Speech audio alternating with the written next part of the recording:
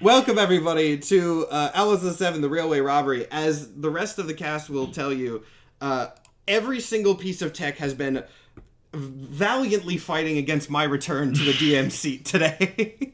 But I think we've made everything work well enough. I'm not seeing a lot of lag right now, and so I'm just going to accept that.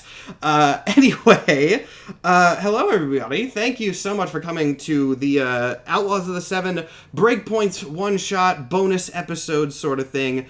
Before I have, our cast introduce themselves or anything, let me just go over the schedule really quick because I know there's been some changes from what we originally said. So let me make sure everybody knows how things are going to be operating, and then we will get into the episode itself. So, as you can probably tell by the absence of the usual DM, this is not a normal episode of Outlaws of the Seven. If you've been watching this show since Symmetry, you can think of this as like an Outlaws of the Seven breakpoint. Panda had some schedule changes, so what we ended up doing is pre-recording the finale of Outlaws yesterday, actually. So Mike and I, we already know how the series ends, but we're not going to tell you any of that. That is going to be airing next week. Same time, same place. We're just going to be airing the pre-recorded episode. We've done tests on Twitch to make sure that it works and everything seems fine.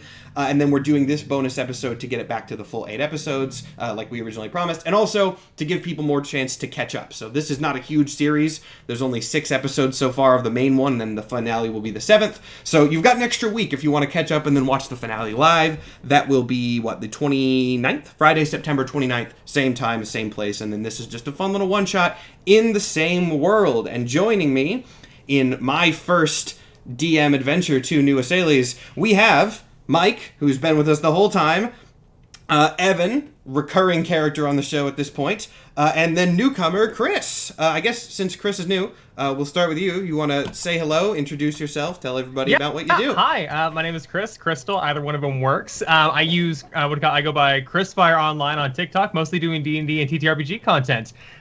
Mostly known for a communist squirrel who likes to commit arson. That is what most people know me from.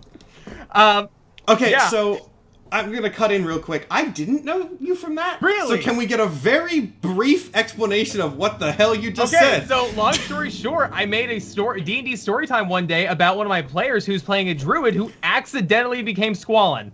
A literal Stalin allegory in the game. And completely accidental, because she ended up speaking to squirrels, having them form a revolution against the current government, and then the history major that was sitting at the table was quiet the entire time till the end of the session, whenever he just pipes up and goes, "You just literally created Stalin's government system." And she's like, "No, I didn't." And he starts going off every single aspect of the Russian government during, the Red Scare. And she accidentally created communism with squirrels. And after telling that story time, it just became a series that I started doing for like 3 years now. Fuck yeah. Good. Yeah. And that's excellent. That's what I do for the most part. And I am currently playing Maria's Soul, a Kalishtar fighter barbarian, and I'm so excited to be able to play for once because I'm also a forever GM, so I can actually play. Yes. Okay, so we have the same relation to this world then, because I've been DMing exclusively for like 3 years, and then being a player in this campaign under Panda was my first time back in the player's seat in a while, and now I'm back here. And I was going to make a joke about, this is one time I'm coming back, and then next month I'm back in the DM seat again, but we pre-recorded the finale, so I'm just going to be DMing for a while again now. My time as a player is done, at least from my perspective. But let's move on then to Evan, who again, most of you probably know at this point, but Evan, introduce yourself. Also, your camera has frozen again. I'm so sorry. I think it's... Oh, another bit of exciting news. I do believe, audience, that officially, it could change, but this is probably our last episode on Skype for us. Again, finale, pre-recorded. But the next, live episode we do, we're going to be having a better tech system, finally, after a year and a half. Please, God, get us out of the Skype dimension. Oh my God. Anyway, Evan.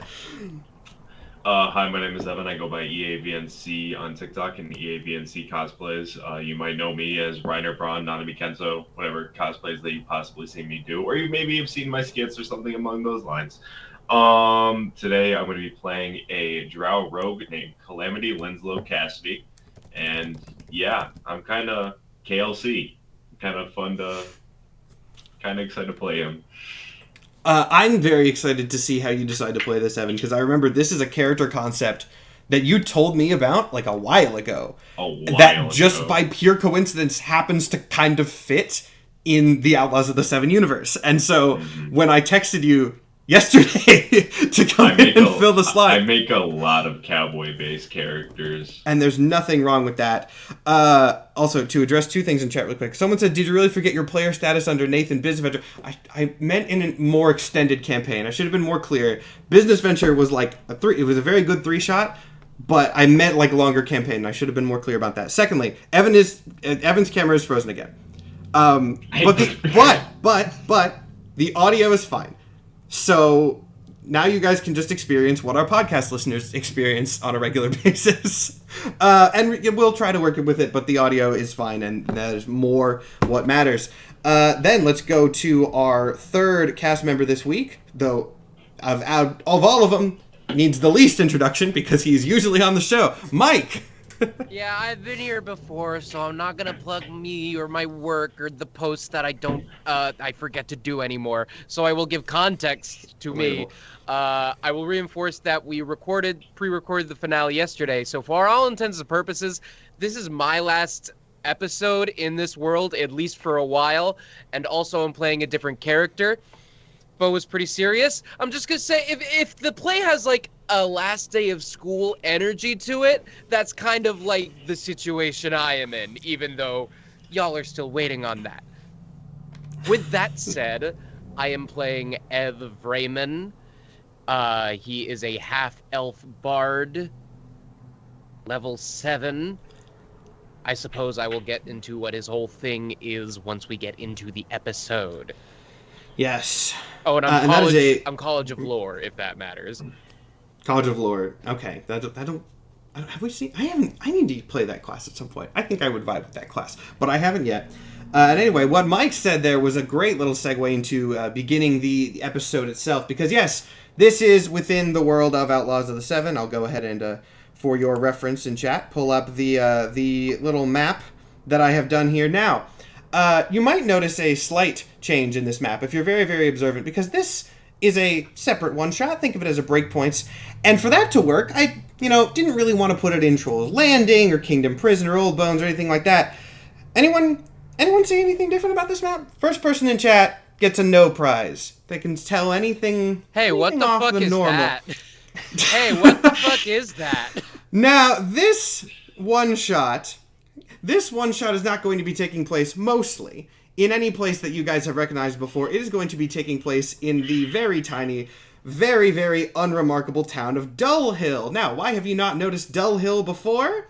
It's because usually Dull Hill is covered by the little chunk that says map of New Escalation on the bottom right-hand corner of the map. I will, don't believe me? Hold on. I'll port it in right now. Let's see. There it is. That was supposed to be ported in at the beginning, but dear Lord, this does not want to show anything functionally today. And it has... And the map has entirely replaced the map with the cover instead of actually showing what it was supposed to do. God, every piece of technology has broken. But you know what? I think that's actually probably going to be an excellent little representation of how I think this one-shot's going to go. No offense to the players. However, Dull Hill is... Oh, Evan isn't... And Evan's gone. Took offense. And Evan... Oh my god! Oh my god! I made this joke before we started, and I'm going to make it again. This is our last episode with Skype, and Skype is trying to punch us as many times in the face as it possibly can before we leave and abandon it forever. I'm getting throat socked. Now, I'm just glad the tech issues aren't just my streams, because I can't get through a Chaos Brigade stream without tech issues, so this makes me feel like right at home. Oh, it's standard. Don't worry, it's a bit at this point. It's the last time. Because the finale didn't have any tech issues. It's the last time. We're going to be using better tech for agents, but we'll talk about agents at the end. Anyway, this story, however, is not going to start in Dull Hill. It is going to start in a place that is very familiar to the viewers of the show, that being Troll's Landing. Troll's Landing is the largest city in the desert half of New Escalation.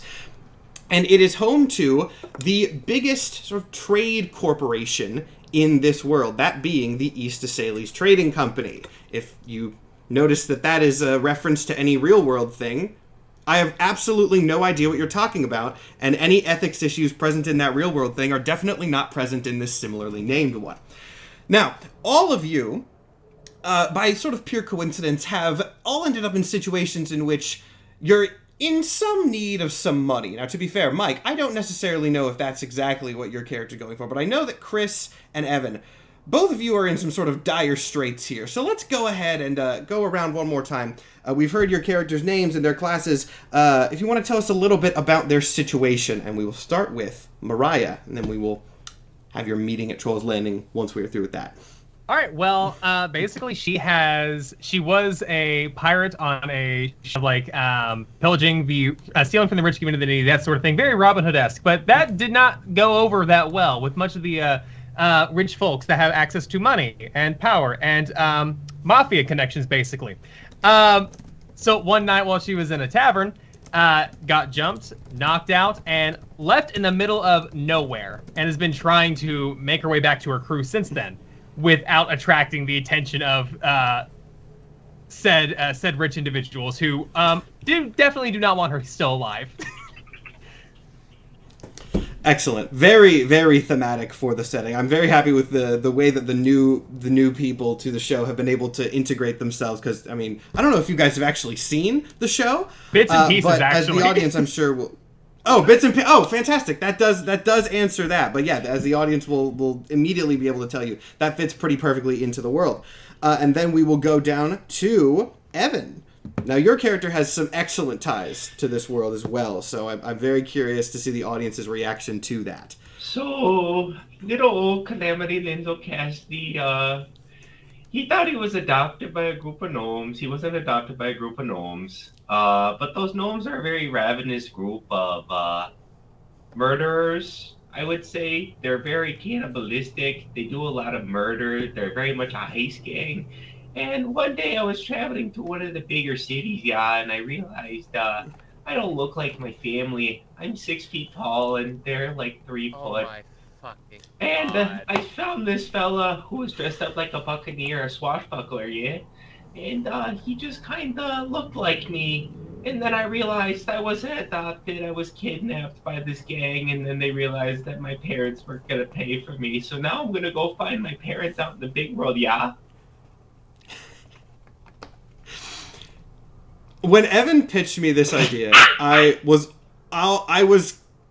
think, as people could probably expect from Evan's characters at this point, both confused and on board very quickly. To be very clear with how this fits into the world, Evan's family is from the pirate side, but he was kidnapped and raised separate from his pirate twin on the cowboy side by cannibal I gnomes. have 16 So we have a brothers and long-lost 7 twin sisters. situation. One from each side of Asales, which I don't actually know how to end that sentence. It's a thing, and I'm here for it. I have 16 brothers, 7 sisters, and 2 moms. It's pretty great. Yeah, and you know what? Good on Calamity for that.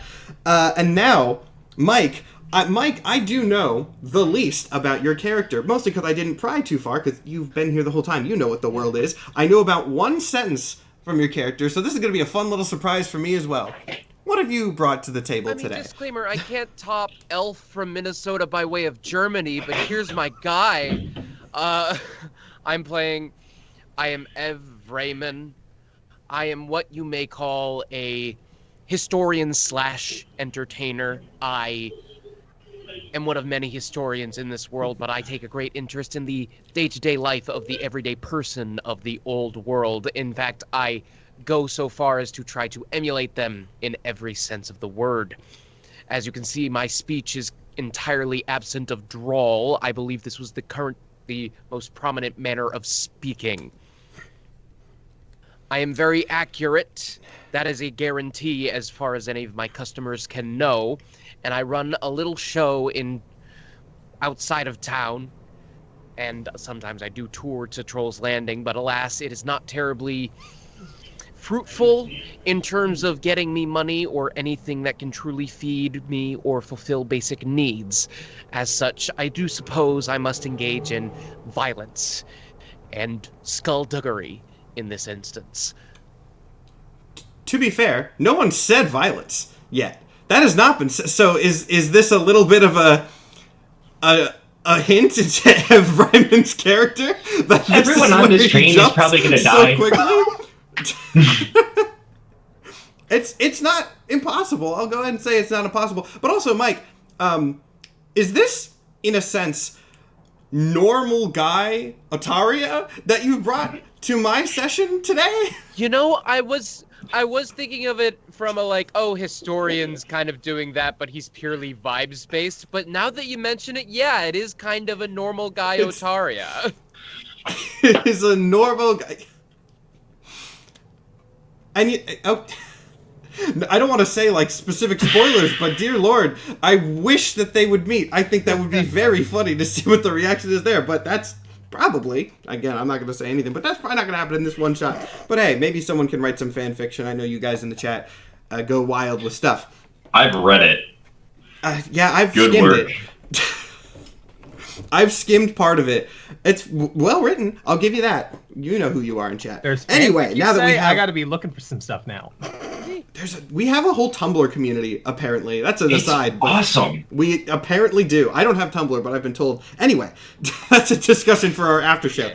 But regardless, now that we know where you all are coming from, a job posting was posted a few days to a week ago at the East Escalation Trading Company. Now, the East Escalation Trading Company is a legitimate business, as legitimate as a large corporation in a sort of Wild West outlaw world can be.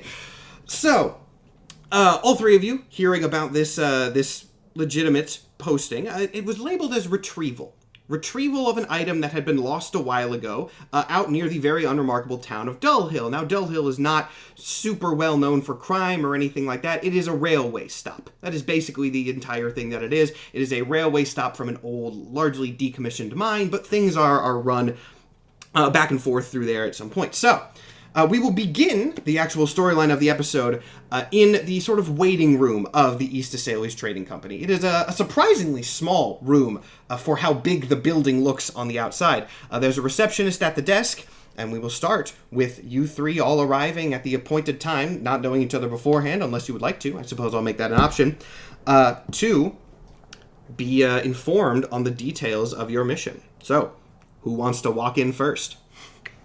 I'll walk in first. All right, cool. You walk in. The receptionist at the desk looked up. Howdy, y'all. How can I help you today? We have an appointment today. We're supposed to be doing a job. Oh, okay. You're the appointment with the city. Now, can I get your name real quick? Be Maria. Maria. All right. It is spelled. Yes, It is spelled Mariah, but it's Maria. It's the H is silent. Okay, you see her make a little mark on the paper, seemingly scratching out the H, just for her own personal reference later. Okay, I'll mark that down so we make sure to get it correct in the future. Now, you did sign up for this posting alone, yes? Are you aware? There are some others who have taken on the commission. Are you okay with working with other... I don't want to use the term mercenaries of any sort, but people who have come on to sign up for the odd jobs and things like that? I am quite okay with working with the crew as long as they're working with me. All right, excellent. Of course, if there's any sort of animosity or anyone doesn't seem to be playing for the team, we will deal with that accordingly. But then I believe all that's left is for the others to show up. The CEO would like to brief you all as a group so he can get an idea of how you'll be cohesive on this operation. So if you don't mind, there's a waiting area over there, and we can see who shows up next. Ev Raymond will briskly burst in at this moment. We'll see who comes in. Excuse me. Hello? Wearing the fantasy version of, you know, that Simpsons character, that like Homer's enemy, that normal-looking guy. He looks like the fantasy version of that guy. Like I hate you. The white button-up, black tie, fucking salaryman-looking ass, briskly and almost mechanically walks up to the reception desk. Hello. I hope my relative lateness has not perturbed you.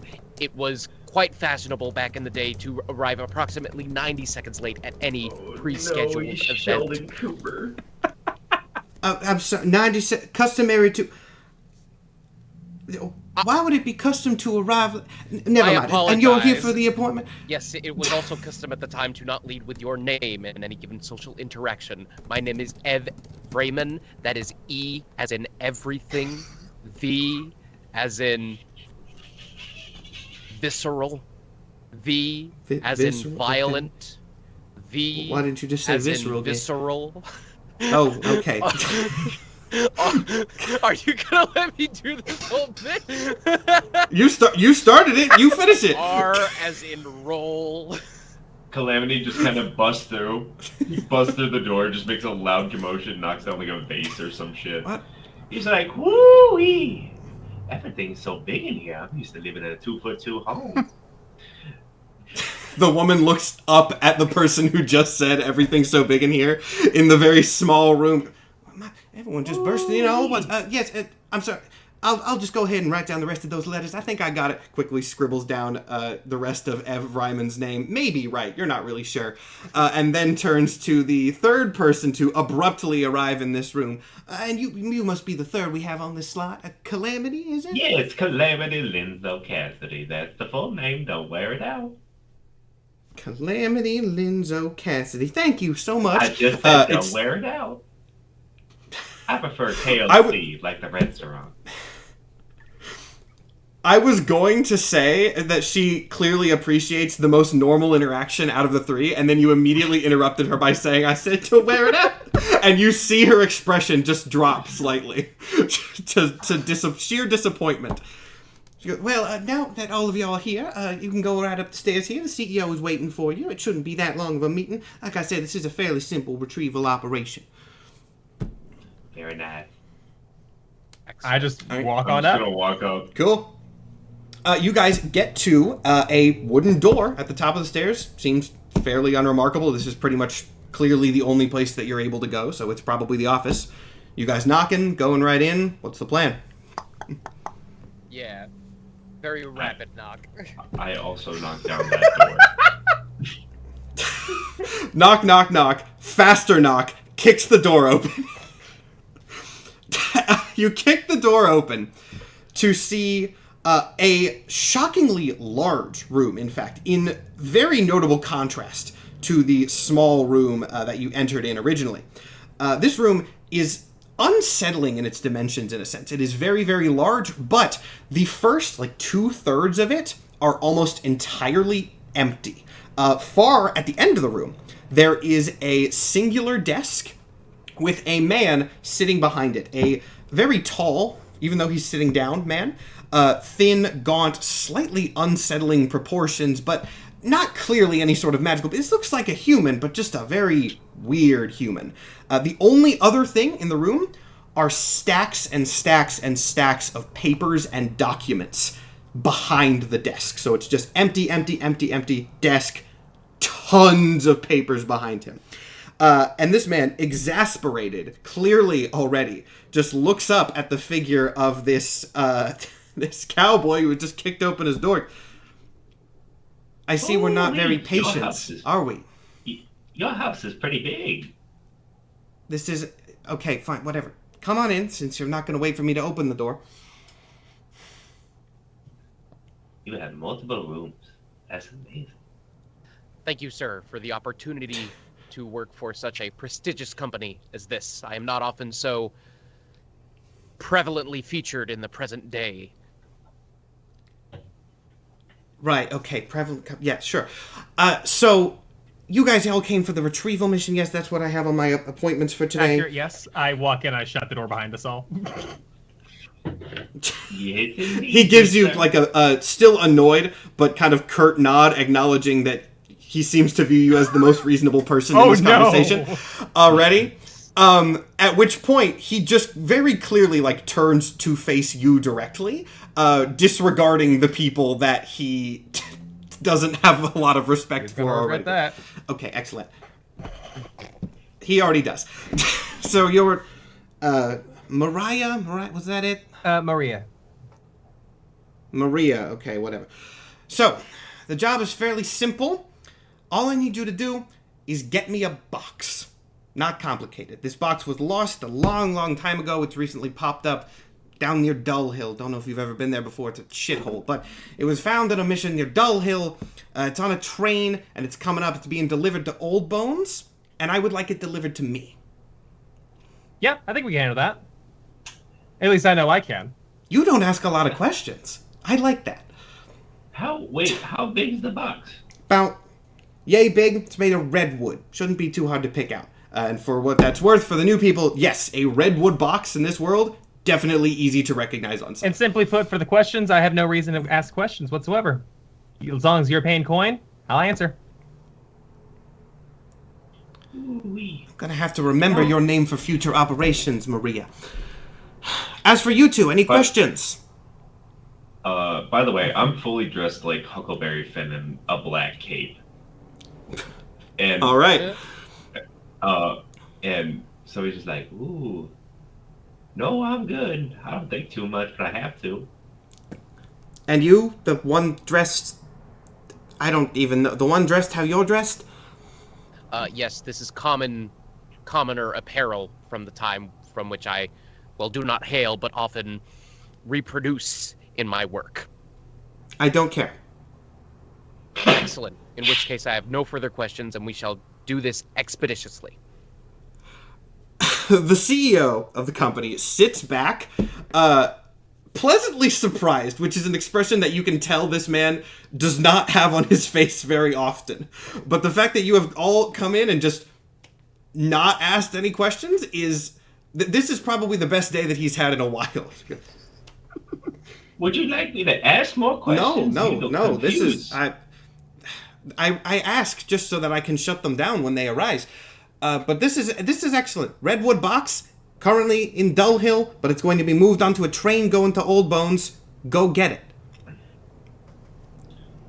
I do Very have good. one logistics question just in terms of the job itself. Should we expect any type of resistance or any type of security for the box itself? If there's anyone that has the box currently, there's a chance that they might not want you to have the box. Kill them. Got it. I'll just kill him. I didn't you legally often say that, attack but people. you did. You did say that. And I Oh, like I that see, you but said it yeah. instead of me. I think killing is just so nice. I think it's a very... It must be my birthday. It's like it's like a Christmas present, but it's 24 days a year. This... Okay. All right, you have your mission. I eagerly await your return.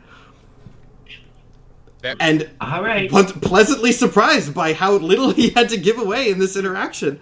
The CEO just kind of waves you off. Awesome. I love that this... I was expecting to have to do so much more info dump here, but no. All right, Yeah. cool. You're making it easy on me. Yeah, Raymond turns to leave. And if the party does the same, once we're out, Raymond would turn to Calamity. But does everyone else leave? I leave as well, Yeah. yes. Okay. Evan died again. Okay. Raymond turns to /the party and says, I am perplexed by the shifting attitudes in the current day toward killing. Did you know back in the olden world killing was actually frowned upon? Really? I It is did know this- that. Except I lost that penchant for not wanting to kill once I was nearly killed, so it's a potato thing. I probably would have been a menace. I don't think I would have reacted. Sweet sassafras. I don't think I could live in a world without a little bit of moida. I love this Well, character so certainly- much. This... I was... This is going to be so funny with the things that I know have to play out for this to fit into the larger world. This is so not what I was expecting from anyone's vibe. And Laws There was and, certain- laws and constructs are what we just used back then to restrain ourselves from a very much more savage order. Now we can live out our truest fantasies. I can kill a man in the street. I pull out my revolver and I just point it out and start aiming it at people. We are not in the street. are you just doing that? Are you doing that just on the Oh yeah, street? I'm just doing that on the street. It's not loaded, but he's just like, Okay, in that case, I'm gonna need everybody to make me a perception check. This has gone so wildly off the rails, so incredibly fast. That's an 8. But hey, it's a railroad episode. I 9. can't railroad the players. What's my... It doesn't really matter. It wasn't good, but... Oh, no, wait. I have fucking +8 perception. I have never played a bard before. That was a 14. Okay, so still not absolutely fantastic. No. I'm average. gonna say Maria and Calamity. No, he's pointing a gun at people, but there's a lot of criminals around. It's not that weird. Ev, you have definitely seen like police and cops patrolling this area. You can't see any like actively looking at you right now, but this is the outside of the headquarters of like a huge trading hub. There's definitely law enforcement that might see you if you keep doing this, or if Calamity keeps doing this. Yeah, Ev's gonna, like, push Calamity's hand down, like, I am not so up to date on current events, but I do not believe that police and laws have been entirely dismantled yet. Ooh.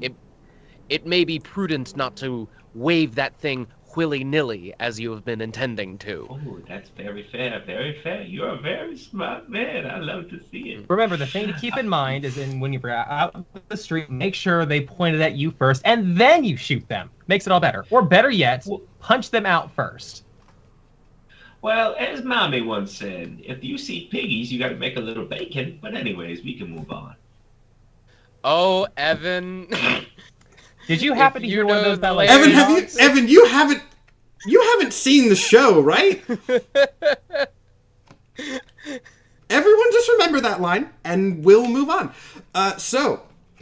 Basically, again, I thought that interaction with the CEO, not that he was going to give you a lot of information, but I did expect it to go longer. As for transportation, if you guys do not have horses already, which is kind of just up to you as a character, horses will be provided by the East Escalation Trading Company for your transportation to Dull Hill. If you would like to notably like stock up on anything in the city of Troll's Landing or check on anything while you're here, you are free to do so. Or we can go ahead and say you guys head off, and again, you could do anything that you would like along the way. Ball's in your court. You know where the box is. So, up to you. You want to go first, Evan? You go.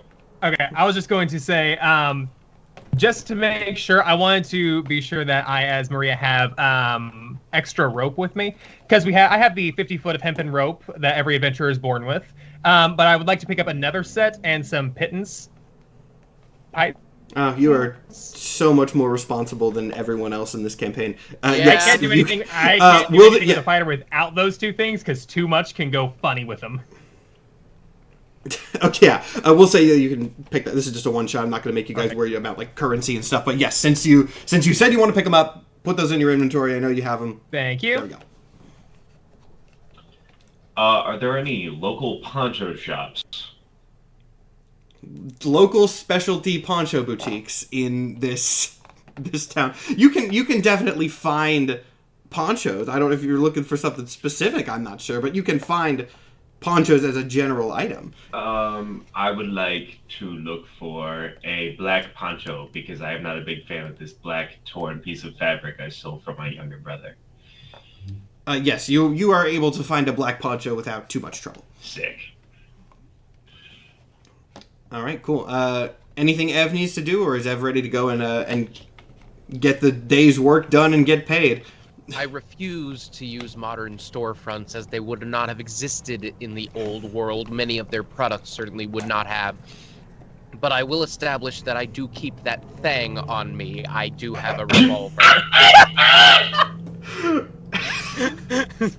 That's going on the TikTok. That's going on. What timestamp is this? 38:46. That's going on the TikTok. All right. Clip. So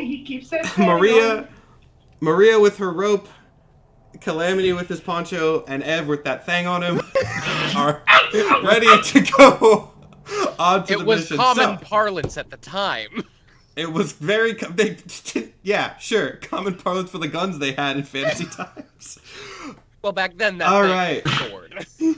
Okay, or a bow. Could be a bow. Like a crossbow. Yeah. Like gangster shot the crossbow. Oh, you mean like this? I pull out my light crossbow. Just do what I did. Precisely.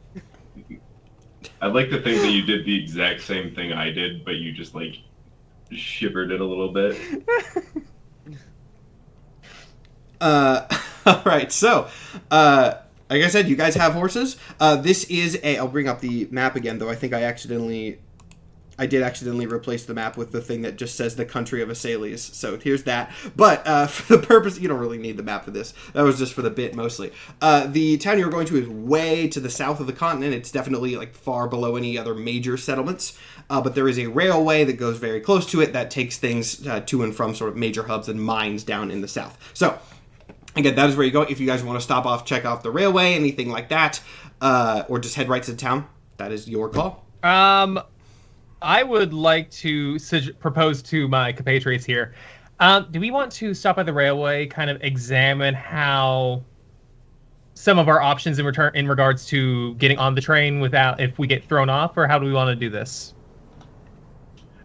Well, wait, and in the part of the railway that we're looking at, is the train going to be coming that way, or is it going to be going the opposite way?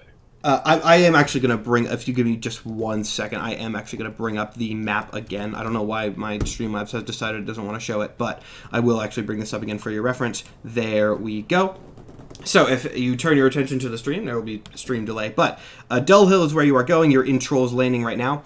The box was found somewhere south of Dull Hill in like an old ruin, and it is being transported up to Old Bones, which is another settlement for reasons that you have not been told by the CEO. He doesn't want it to go to Old Bones, he wants it to go to him. So it is going to be transported up from where it was found through Dull Hill to that sort of city in the middle of the continent. Actually, I'll leave this up if you guys want to make any sort of plans. I guess maybe this would just be prior knowledge to train robbing, but could I roll a perception check to see if we can find cars that are probably unpopulated, cars that would be best to sneak in on? The train has not come through here yet. The train is currently right. south going up. It's going to stop in Dull Hill Okay. and then move. If I didn't make that clear, that's my Okay. But yeah, it is not... you're coming... The train is coming... It's a math problem. The train is coming from the south. You guys are coming from the north. You're meeting in the middle at Dull Hill. This Where is you a guys really bad time to bring up. I failed math twice. Oh boy. And yet I played the numbers game. Would I be able to strike said railway and see if I can, like, I have a hand axe, so I want to click. You want to physically hit I want to hit it. Why? You are... to test the Sure? sturdiness, of course. To test... Okay, well, that is actually worth noting. The railway is made of metal, which notably is a very valuable resource in this world. Metal is not a common thing. The rails themselves are made of metal, and as such, they have been very, very securely placed into the ground. It would be hard to damage or remove these things because the person that built it, presumably in some capacity the East Escalation Trading Company, took precautions to make sure that people could not easily strip the metal from this thing. It is well built and well secured. It would be hard to damage. Interesting. I still hit it. Clang! Well, I don't know what I really expected. A dent? Perhaps a scratch, maybe?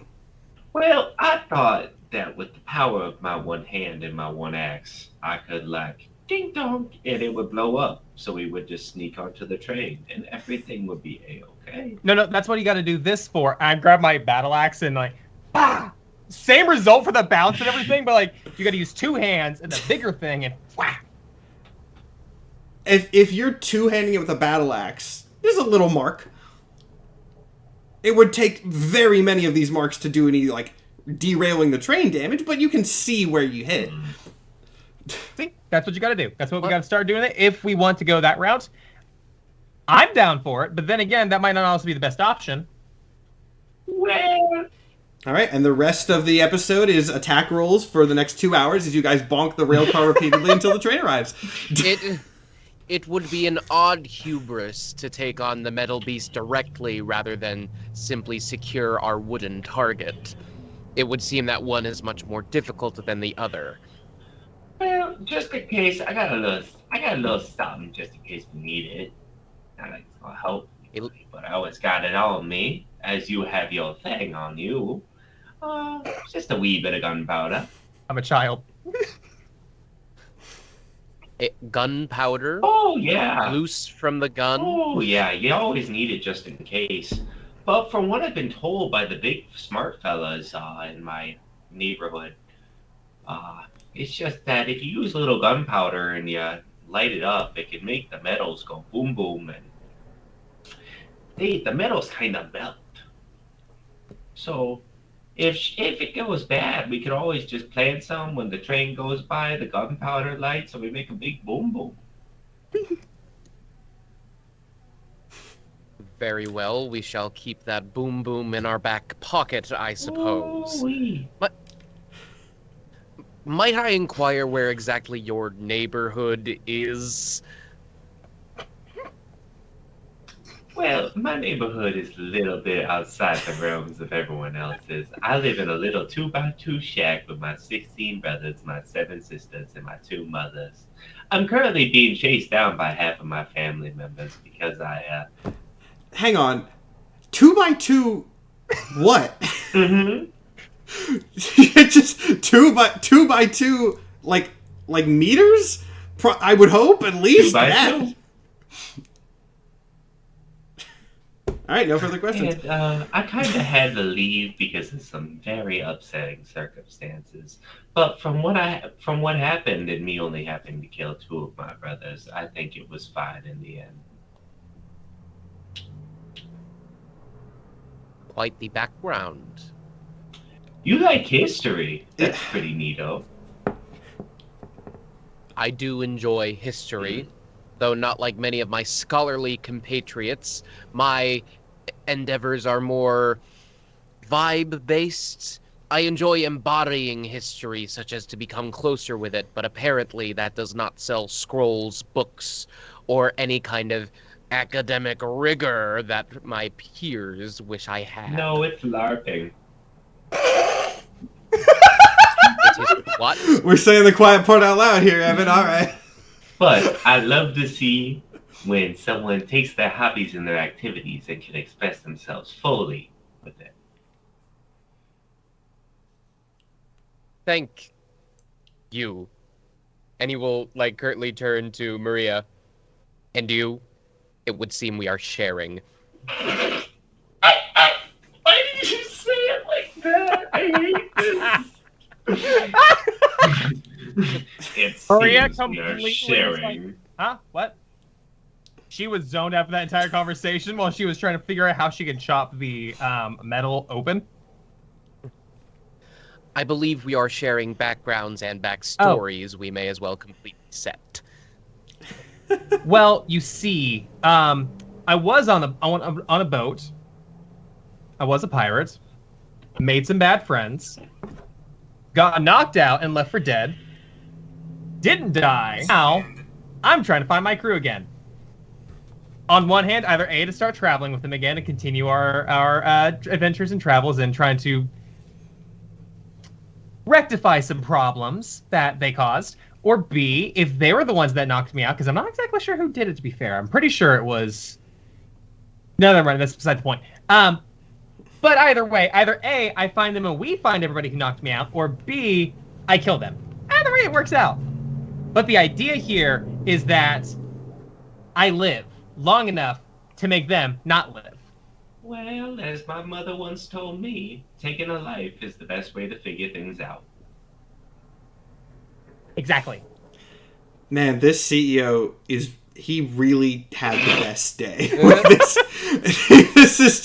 He put out a call, and 3 of the most psychopathic fuckers in Trolls Landing answered. Yeah, Sheldon. Listen, there's only 2 options. Either A, I live, or B, I don't. There is literally no downsides. Ooh, there's one. There's definitely one downside. But it will be an honor. Living but failing? No, you know what? Take that life lesson and live with it until you don't.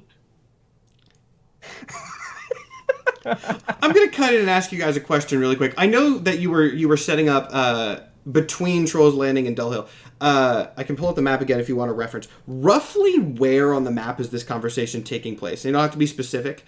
Just like, is it between Trolls Landing and Old Bones? Is it between Old Bones and the river, or the river and Dull Hill? Just which one of those three sections? I feel like this was like right before we left. Like we're just like barely outside of the town. Bullshit. Okay.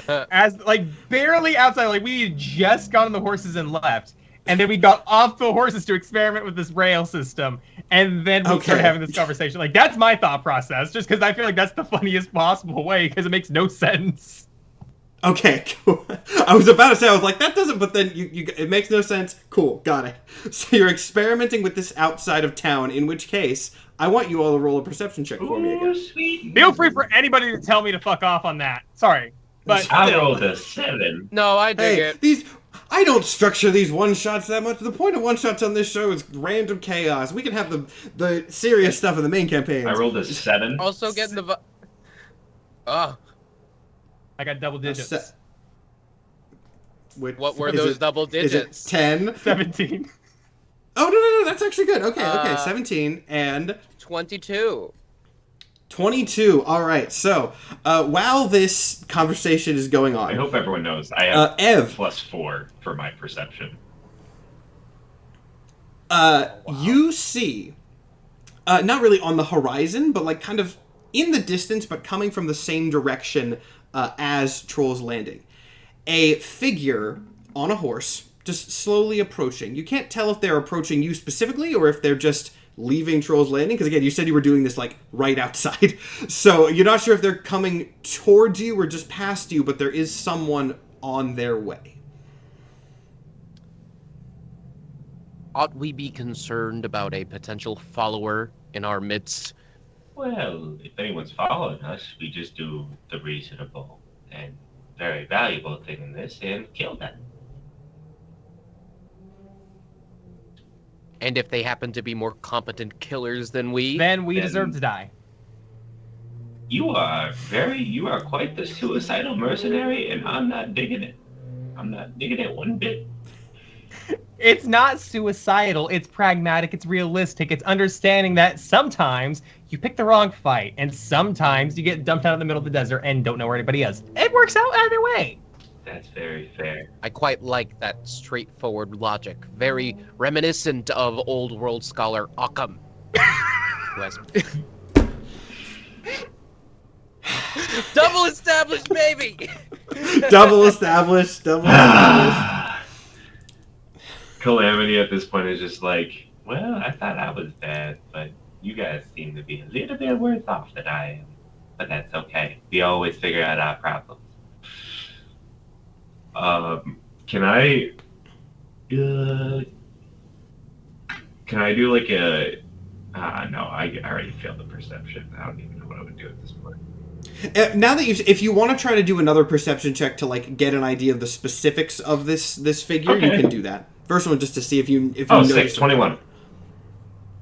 21. Okay, so this person is dressed as a very stereotypical sort of Arthur Morgan style Western cowboy protagonist. He has the bandana over his face, cowboy hat.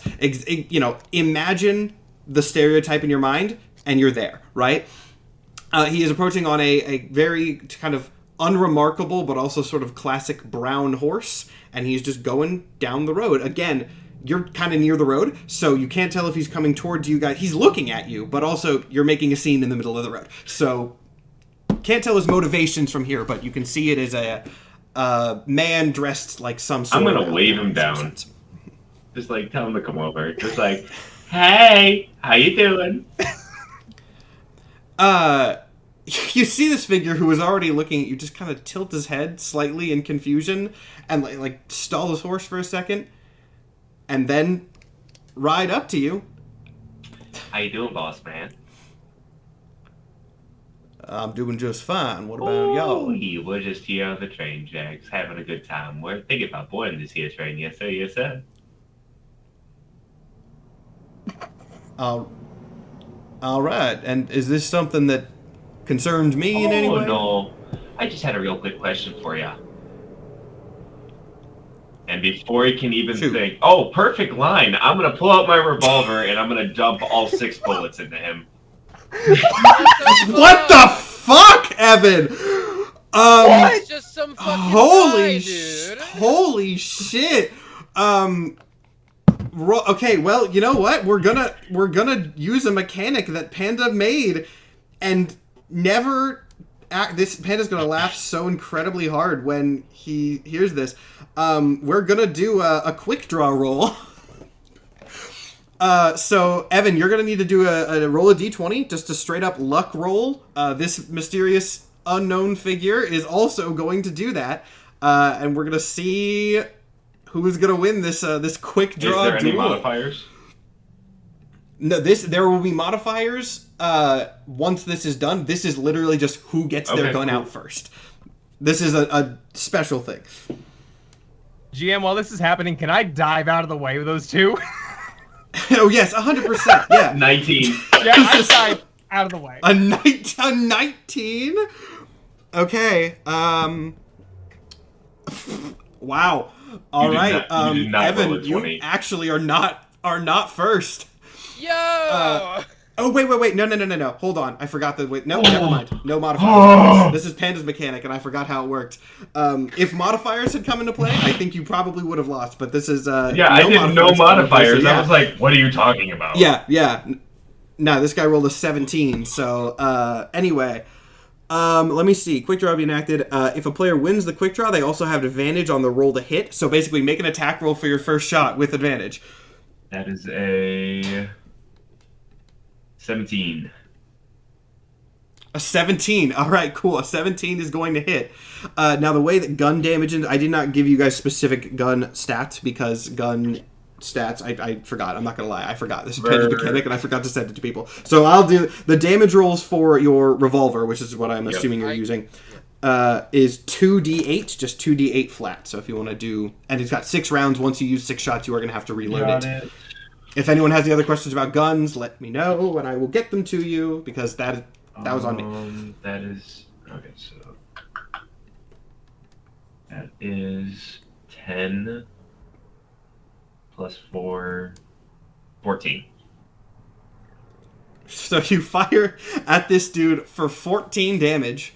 Yeah, you quick draw, win the duel. This guy falls off his horse. He's not dead, but falls off his horse. Kind of groaning. What in the hell? I don't even know y'all. What the fuck are you doing? And kind of like stands up, holding his side. I concur, Calamity. The fuck are you doing? Well, from a distance, you did look very threatening. And when you got up I close... suppose I should be complimented. You waved me over here. I was just going to pass on by. Also, real quick, I want everybody to do another perception check for me. This motherfucker's lying. 17. 17? I got a 17 on the dice, which is a 25. 10. Okay, yeah, 25 is fine. So, Ev, as you are looking at this figure, you can see that the bandana that he has worn on his face has kind of gotten knocked out of place when he fell off the horse. Like his head kind of hit the ground and shoved it out of the way. And while he very quickly pulled it up as he was standing back up, you did get a glimpse of what looked like a pig nose under there.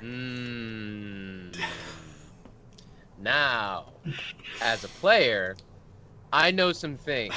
As a character, should I roll a history check to see if I know these things? You can roll a history check, yes. In fact, everybody, actually, no. Maria would not. Maria is from the water. Maria would not know this. But Calamity and Ev, you can both give me history checks. Yeah, I want to know no pigs, but I know some sea dogs. That is a dirty 20. A dirty 20? I got a 19. Okay, so both of you are fully aware of what this is. I will describe it for the benefit of Chris. There's been a problem going around in the land half of Escalation.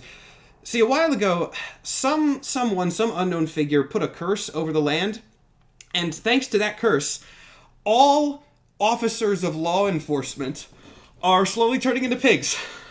Oh my god, I love it! Well, Sir, I do apologize, but I do not believe that you were merely innocuously following us, as the slight ailment on your face gives away your cover. Since you have seen his face, you can do an insight check for me Okay. on what do you think he was. What is my insight? And actually, Evan, you can do this as well. Once again, Maria has no Well, idea. Maria does not know That's why an this 11. guy's a pig nose, but the two that know. I am super not used to having good checks, because Bo was a very kind of flat character statistically, which is my bad. But I got a fucking 23.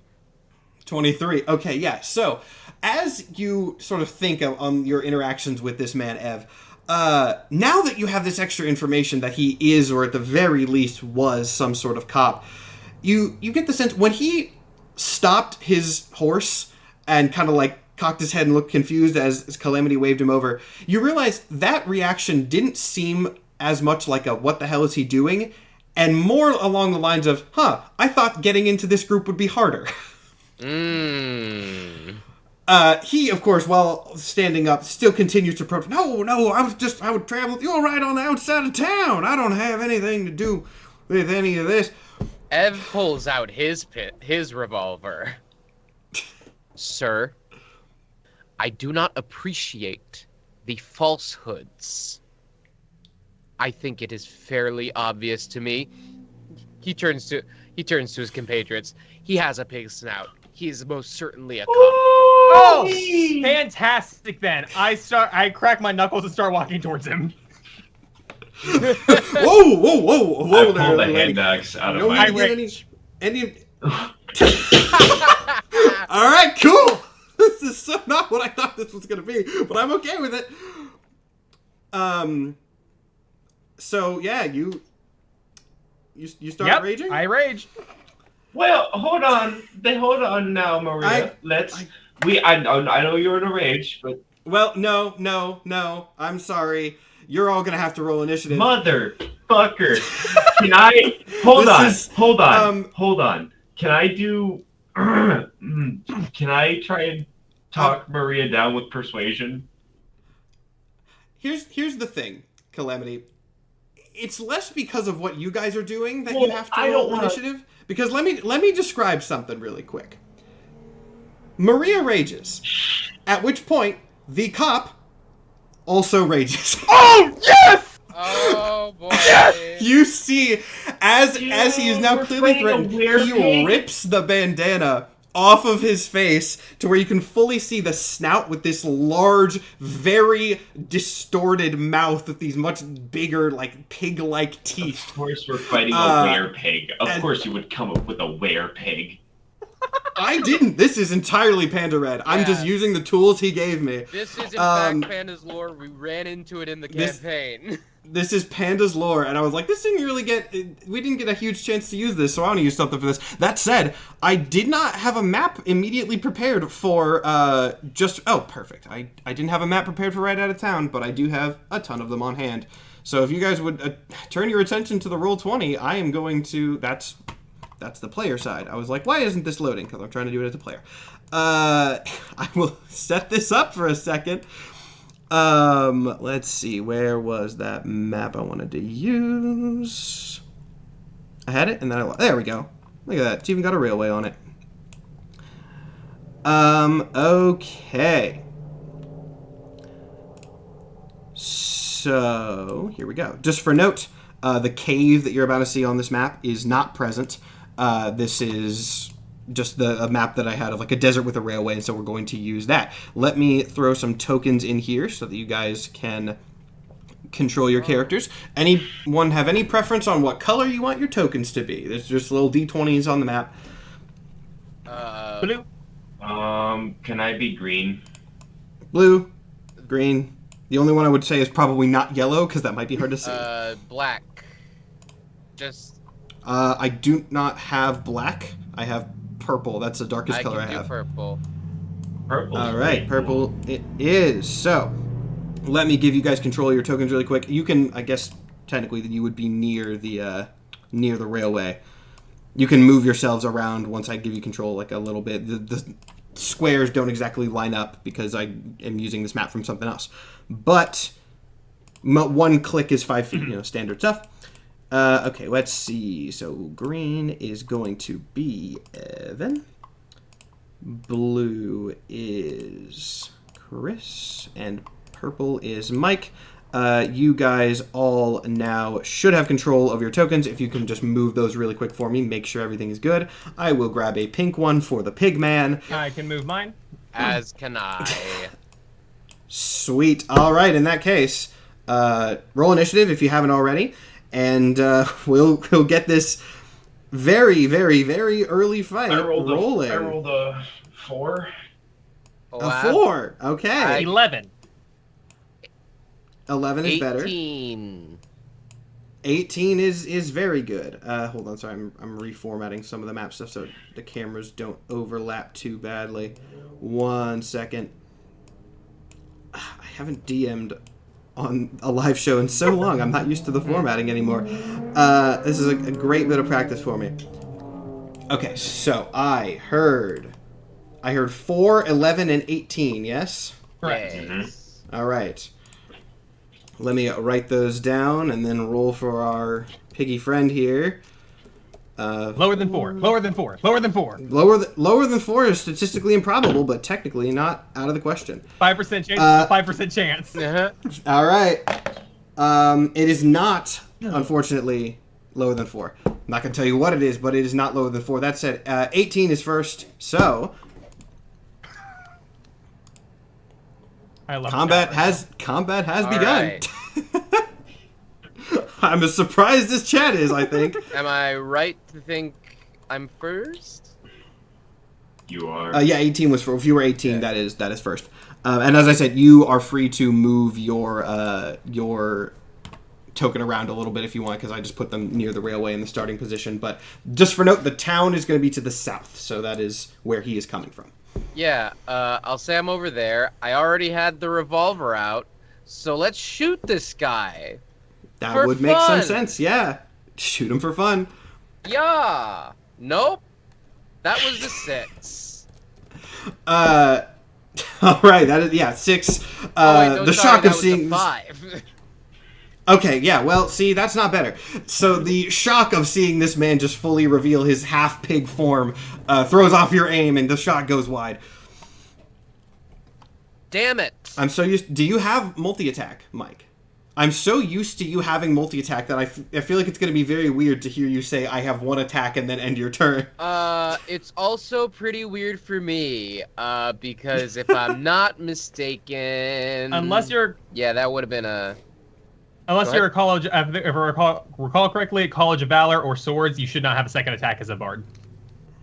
I am fucking most certainly neither of those things. So yeah, I have a single attack. And I don't think we need to use Bardic Inspiration yet. I heavily recommend I wasn't expecting you to be fighting yet, so... I said, I highly recommend you using that on me, and that's totally selfish because fighter. You know what? Actually, I was switching around doing that anyway. So yeah, we could do that. I cast Bardic Inspiration. Kick his fucking keister, as they used to say. I full on thought you were gonna say Bazinga. Gladly. I'm not. Listen. I was just I memeing. know the cadence. I know how the cadence feels. I'm not. I was not intending to play Shelton Cooper.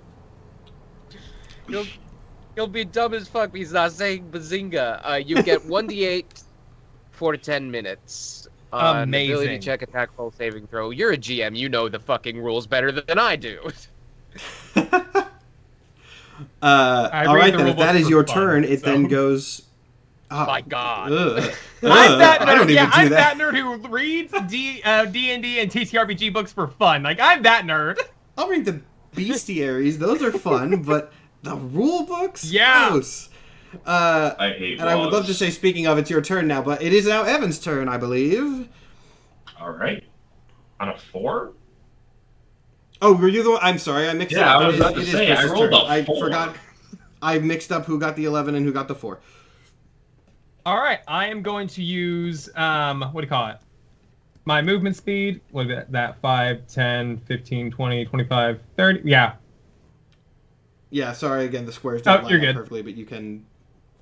Yeah, gonna move my 25 quick feet so the over there ruler to be right next to Porky. I am going to specifically not interrupt like the sight line between my allies and myself. I'm just going to be off to the side, and I am going to, despite having the great axe on my back, I'm going to bring my hands up and right hook. I have built this fighter around fisticuffs. I have the great axe because it's an option. I can use it if I need it. Back up. This is going to be a reference that only people who know the main show are going to understand, but I feel like this is now step 6.5. Punch the pig. Okay, so that's 18 plus 8. Does an 8? Yeah, I think an 18 plus 8 is going to do it. And since I have the unarmored fighting style, I get a d8 plus 5 to my attacks, plus 2. Because of rage, so 6, 7, 8, 9, 10, 11, 12, 13. 13 damage, bludgeoning damage with first punch. Actually, hold on. Evan, you did 14 damage off your original shot, right? I didn't actually write that. I hadn't made the combat sheet yet, so I gotta note that. Okay. All right. Your damage has also been noted then. Now, I know you said first punch. Are there more punches coming? Because I'm going to use my superiority dice real quick to bonus action grapple. So I need a contested strength check real quick. Okay. That is just flat strength, right? Yes, I don't do grappling too yeah. Oh, Evan It'll is either gone. be, Hopefully he'll it's be back in a athletics second. on my side, or it's athletics on my side, but it can be athletics or acrobatics on your side. Oh, okay, one of those. All right. That is going to be a 22. A 22. That does, in fact, beat my 16. Yeah, so you grab this guy and attempt to hold him, but despite his relatively lean form, you can see that somehow his mutating body contains a lot more muscle mass than you would expect, and with a sort of oink roar of rage, he easily just bursts out of your... Yes, that awful sound. Just easily bursts out of your grasp. Damn. All right, well, I'm just going to do my second attack now, because you used the superiority die after that first attack and everything. Make a second attack, and that's a nat 1, so it misses. A nat 1, okay, but that was a punch. That was a punch, yes. Okay, so I'm trying. There's not really a reasonable way in which you could hit somebody else by mistake with that. Oh, and I just changed his camera, and he's gone again. Evan's. Oh, wait, he's back again. There's a deal with current this storm going on, so. Oh, okay. Internet issues from that. Yeah, no worries. The audio, like I said earlier, the audio from your end has still been consistent, even if the camera's screwy, and that's what matters more. So that is fine. Now, unfortunately for you, Chris, you did get a nat 1 immediately before this thing's turn. Oh no. And so what I am going to do is, he's gonna try to grab you. Okay. And since you got a nat 1, do that check with disadvantage. Alrighty. So that'll be a 9 plus 8 for a total of 17. Funny enough, that still actually does pass. So, as you are sort of reeling backwards, not expecting this guy to have as much strength as he does, he grabs you by the arm and attempts to twist you into a headlock, but in the exact same manner that you did, he also underestimated your strength, and you are easily able to twist out and pretty much unaffected. And I'll actually make that his whole turn. That seems fair enough. In which case, Evan, finally your turn. As he does that real quick, I just throw in a little quip. So who's the little lady now? He's stylish with it. There's a loud oinking roar as he like slobbers in your face, screaming at. It's kind of clear that like when this guy let loose, a lot of his sort of human levels of intelligence sort of went by the wayside for a bit. I'm just fully. It's not as fun to make fun of them now. I'm gonna go for a revolver shot to the head. That would do it. That is a 19. 19 will also do it. Okay, cool. 2d8. That is a 6 and an 8, which is 14 plus 4, 18. Oh, guns, again, this is my bad for not getting you guys the exact gun sets. Guns don't have damage bonuses on them because the damage dice are really high. This is, again, the mechanics that Panda set up. Got it. Which I can get you guys the document for them, but we kind of covered all of it. So then just, if you have any questions, let me know. Just 14 to the head. 14 to the head will be good. I will add another 14. This guy's already not looking too good. His health is not insane. I mean, he's already been shot and punched and shot again. Shot pre-rage and then punched and shot again after rage. Oh boy, we're gonna have dinner tonight. What? Once again, Evan says things that matter in the main campaign. People forget that I am a cannibal. That's I okay, stated man. that in the beginning. We've had this discussion before in the main series. Anyway, before we talk about that too much, Mike, back to you. Let me see where I am on this map. Might as well just try to shoot him again. I'm a bard, but I'm getting the vibe we don't really need a ton of support or smart tactics for this fight. TBH. He's pretty outnumbered. Strong enough to maybe do some damage, but I'll go ahead and tell you he's pretty outnumbered at the moment. That's a nat 20. Boy, all right. I actually no. Hold on. There are rules for this. Yeah. Mechanics. When rolling to hit with a firearm, if a nat 20 is rolled, it will be considered a headshot, and if the enemy does not have head protection, it is normal/common, i.e., just a guy. The headshot will be an instant kill. Okay, so this is not just a guy. This is a mutant of some kind. But given that he is a mutant who has already taken multiple hits and is not that strong as one dude, you get the kill shot. However you want to describe it. Like they've been moving around and wrestling around for a little while, and his first shot was off. So he's just been like, okay, all right, just fucking, there we go. With a horrible squeal of both a man dying and a pig being slaughtered at the same time, the body crumples to the ground.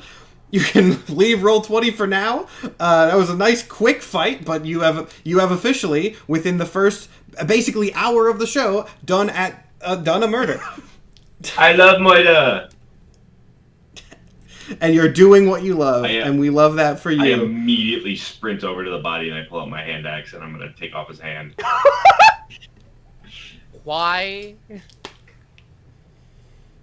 I think we know. I'm gonna put it on a clip. You go over to the body, and you can see he is wearing a glove, a kind of odd-looking glove. Are you removing the glove, or are you just taking it? Does the glove fit my hand? Okay, I'll say in this case, you can tell as you're messing with the hand, the glove is like, it's made for only 2 fingers, but designed to hide that, so it looks like it's just someone like holding their fingers together. But yeah, you can see as you remove the glove, if you remove the glove, his hands have started to fuse into like hoof-like appendages. It looks very gross. It's in a mid-stage. You can see they're kind of hardening at the tip. Disgusting imagery that he has clearly attempted to cover. God, this is a pretty piggy right here. And I just immediately start hacking. Well, that is awful. I'm not going to do the sound effects for that one. I'm going to go ahead and start pulling sand and just pulling it away from the railroad itself. As much as I can to kind of start making a little divot or a hole that we could just put the leftovers into. Just put this there. Yeah, I'll say, are you basically just taking the time to shove this body into a little sand pit under the railroad? I want us to have some time. I don't want a body to be found just as we left. I want us to have some time. I'm cutting. Yeah, I'm used to throwing bodies overboard. Not so much digging out, but it's fine either way. As this is happening, I'm gonna need you all to roll perception. I will say, no, I got Oh wait, no, I forget. I have a. That is 14. I got 12. It's not too hard a perception check. a 6. No, not a 6. An 11. Okay, this was not a hard perception check. All of you can see off, again, sort of not too far, but in the distance, some movement on the edge of town. There were, 3 gunshots that just went off outside of town by the rails? So it does seem like at least a couple people are starting to come and investigate what the hell just went down. I would like to go on. If somebody comes up to talk to us, okay, game plan, huddle. This is what I would do with my family. I'm the best talker. I'm a conversator. I really do like conversating with people. I knew that man was picky. But on the other hand, if somebody comes up and they try, what we got to do now is bury the body in the sand, make sure the blood doesn't cauterize with the sand, because that makes red sand. We have brown sand. There's a very big difference in the areas and the sunlight. There's a lot of sun poisoning that comes down when it goes to the UV radiation. But for now, we just got to make sure that we have no red sand picking up. I say, you two dig at the body. I will make sure that I have nothing here. And I'm covered in blood. I am covered in blood from cutting off this man's hand, and I'm currently holding this hoof wrapped in a rope, and I pull it around my side. And you see to my side just like a bunch of hands, and I just clip it to my waistband. And I'm just like, okay, so for now, all we have to do is bury the body. Someone comes over, I'll do the talking, and we'll be A-okay. We'll be peach keen. This seems like an unlikely course of events. Ooh, Nelly, you would think so, but I just think you guys need to dig up that body real quick before somebody come over. You hear what I'm saying? No. So is this I don't hear the what plan you're you're going for? Yeah, is this the plan? No, that- I don't think I don't. I feel like neither Evan nor Maria are really on board with. Yeah, we can we can do a flash burial, and we'll just trick the cops. I'm gonna go ahead and tell you guys something. This guy was gonna be following you from the from the office, but then you stopped immediately outside of the town and shot him, and so you got to that 66% earlier than I thought you were going to. But hey, I got other stuff for sure. Also, if you want to take some of his clothing items, we don't know what the temperatures are going to be, so Hot. hats, It's ponchos, exclusively bandanas. desert. I actually may need to get changed behind one of these very nice rocks because I am currently covered in blood. I'm going to. Does this guy have a bag on him at all? Yeah, he does have a I'm saddle gonna bag. Actually, great question. I'm gonna roll just a general animal handling check to see if his horse is even around. That was gonna be my next question, actually. Yeah, I don't know what to roll for the horse being scared off, so I'm just gonna do an animal a flat, I guess just basically a flat 20 and see what this horse is scared off. The horse is definitely spooked, but amazingly is still around. It has maybe, left a little bit because of the gunshots, but has not booked it off into the desert. Can I go up to the horse and try to bring it to the dead body? Animal handling check, but yes. Okay, let me switch to my stat sheet, the stats real quick to make sure I have. Oh, sweet! I'm doing great with that. +1. We got this. Hey, double digits. 10. It's average. Technically double. Yeah, no, you get close to this horse and it kind of starts backing away and grunting out. It doesn't want to get closer to the person who it just saw punching its rider in the face repeatedly. I hold out some rations. Not off a 10. Not off a 10, no. For a horse that has just been in the proximity of 3 gunshots now. So, if we're not going to bury the body, my plan is I'm going to take the body and I'm going to go behind this very nice rock and I'm going to get changed out of these very bloody clothes. Yes, and then we are going to run as fast as we can. Yes. Yeah, for what it's worth, the figures towards the town are approaching. So, they're getting closer as you're having I this start discussion. waving them. As I'm a matter kidding. of fact, it may be prudent to save the costume change for when we get to the station or out of range of these further cops. Ooh, you're very, very right on this one. So I put the cop on the back of my horse and I'm just like, okay, let's get her going. All right, you I assume, I'll give you the benefit of the doubt and assume, like, tie the body to something and don't just drape the corpse over the back of the horse. I have connected it to my saddle via rope, and it is being dragged. What? GM, I have a question. Yeah, Is go there a right trail ahead. of blood coming from? I was the just gonna fucking hands? say, don't drag it. I was about to say, yeah, if he's dragging it, yes. Can I say Ev sees him do that and like chastises him? That you will be like a slug. You will be as a slug in a forest in terms of trackability. You will have a direct slime trail leading to you. Please tie it to your horse. Ooh.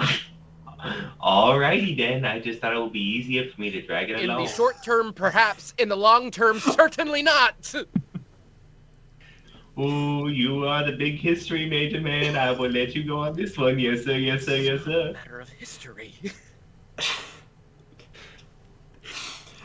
As you are tying the corpse to the horse, you do hear some like shouts from the people. They're still off, but they are getting close enough to where they are within like yelling earshot of you. We do that. We zoom off. They do that. We do that. We Finish, take off. yeah. God, I hate living next to a road. But yes, all right, cool. So you guys are heading, I assume at this point, down to Old Bones. Yeah. Mm-hmm. All right, cool. So you guys make your way across the hot desert sand. I don't think we ever established exactly what time this meeting was. We'll say it was in the morning for the sake of convenience. The corpse is not doing great on the back of Evan's horse, just lying in the hot sun. Evan, did you take any of his... You didn't take his clothes yet, did you? Nope. Okay, that is good. But he is still leaking via hand and head. Uh... I put a corkscrew in the head.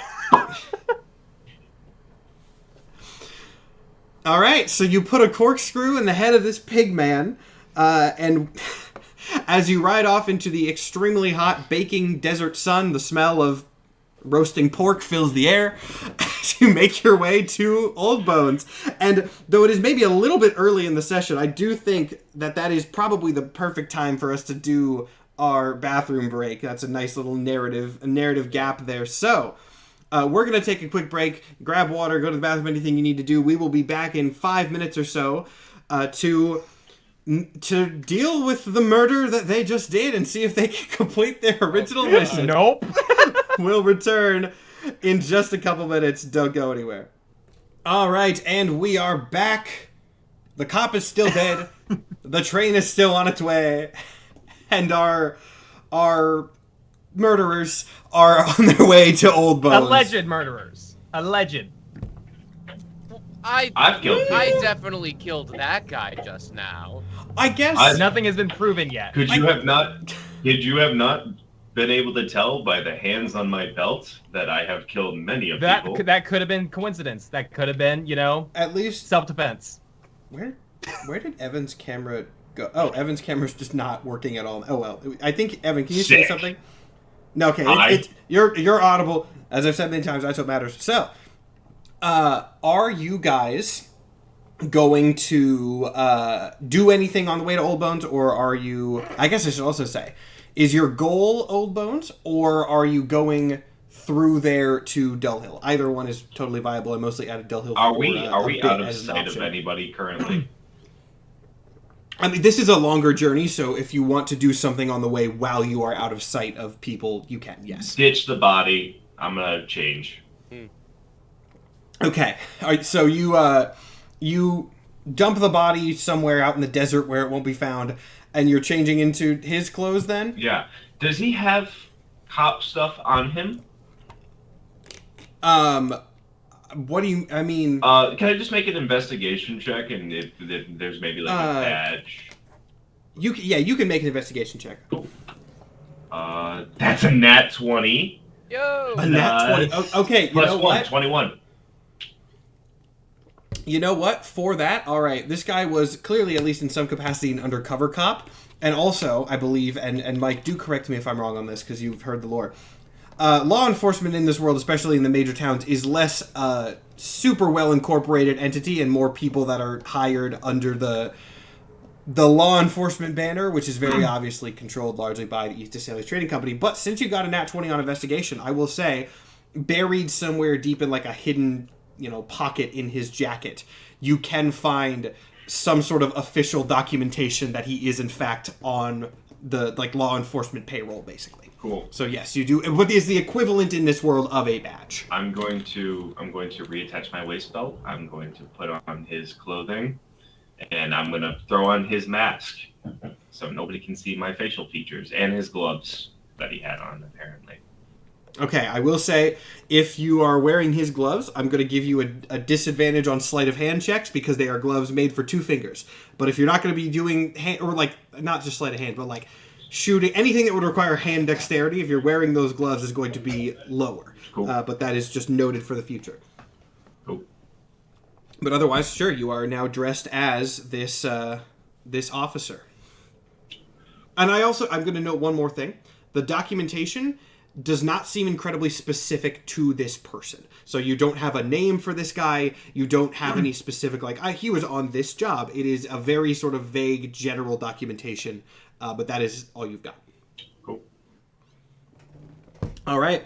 Unless anyone else wants to do anything on the journey, you arrive at the small town of Old Bones. Now, Old Bones is not immediately next to the railroad. There's a station off that you can see in the distance. So do you want to go to the town or the station?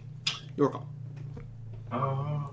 And you can go back and forth between them fairly easily, but just where are you riding on your arrival? Well, where would everyone else like to go? We have the big old town over here that's way bigger than 2x2. Or we could go to the train station, which is also way bigger than 2x2.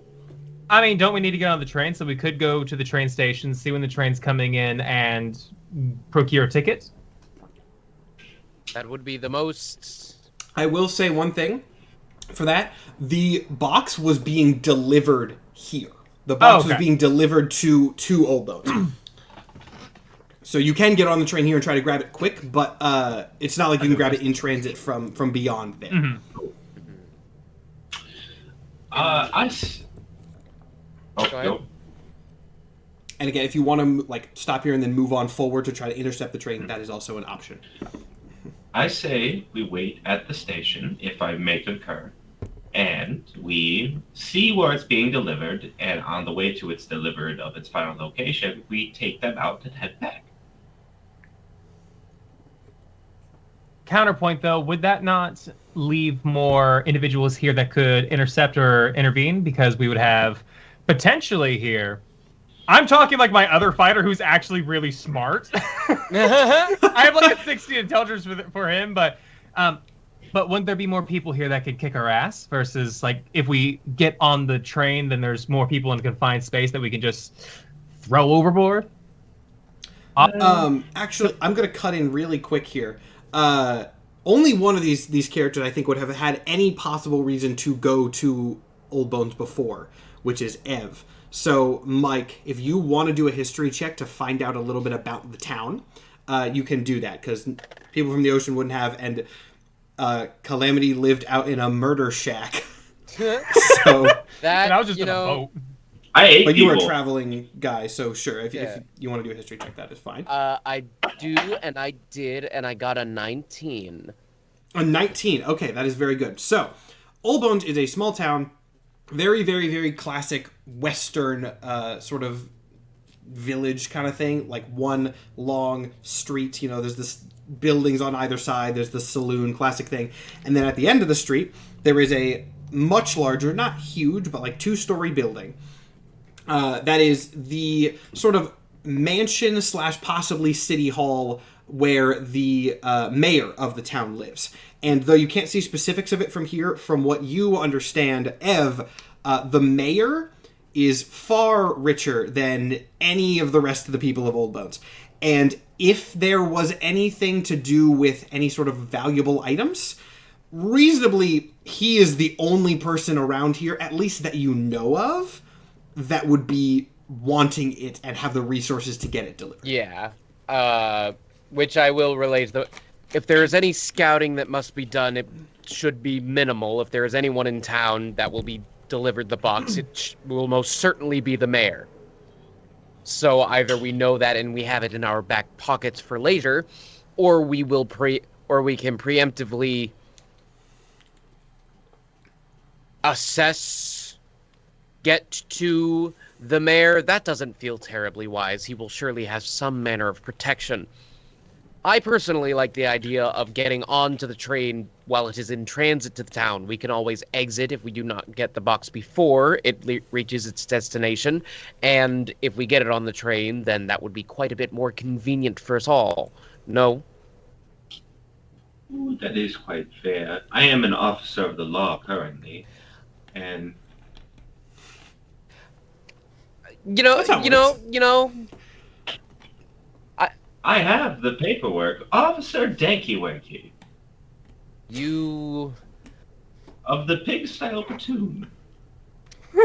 you are not worse or less legitimate than most cops I have known. I'm imagining that name in the voice that I gave the character earlier. So, if it is going to be delivered via the mayor, then possibly we can hop on the train. I can go, hey, what is going on, fellow officers and or carriers of the law this is being delivered to? I have this here. We could probably forge some paperwork saying that. How do you do, fellow pigs? That is certainly a gambit we can do. I have +6 deception and +3 persuasion.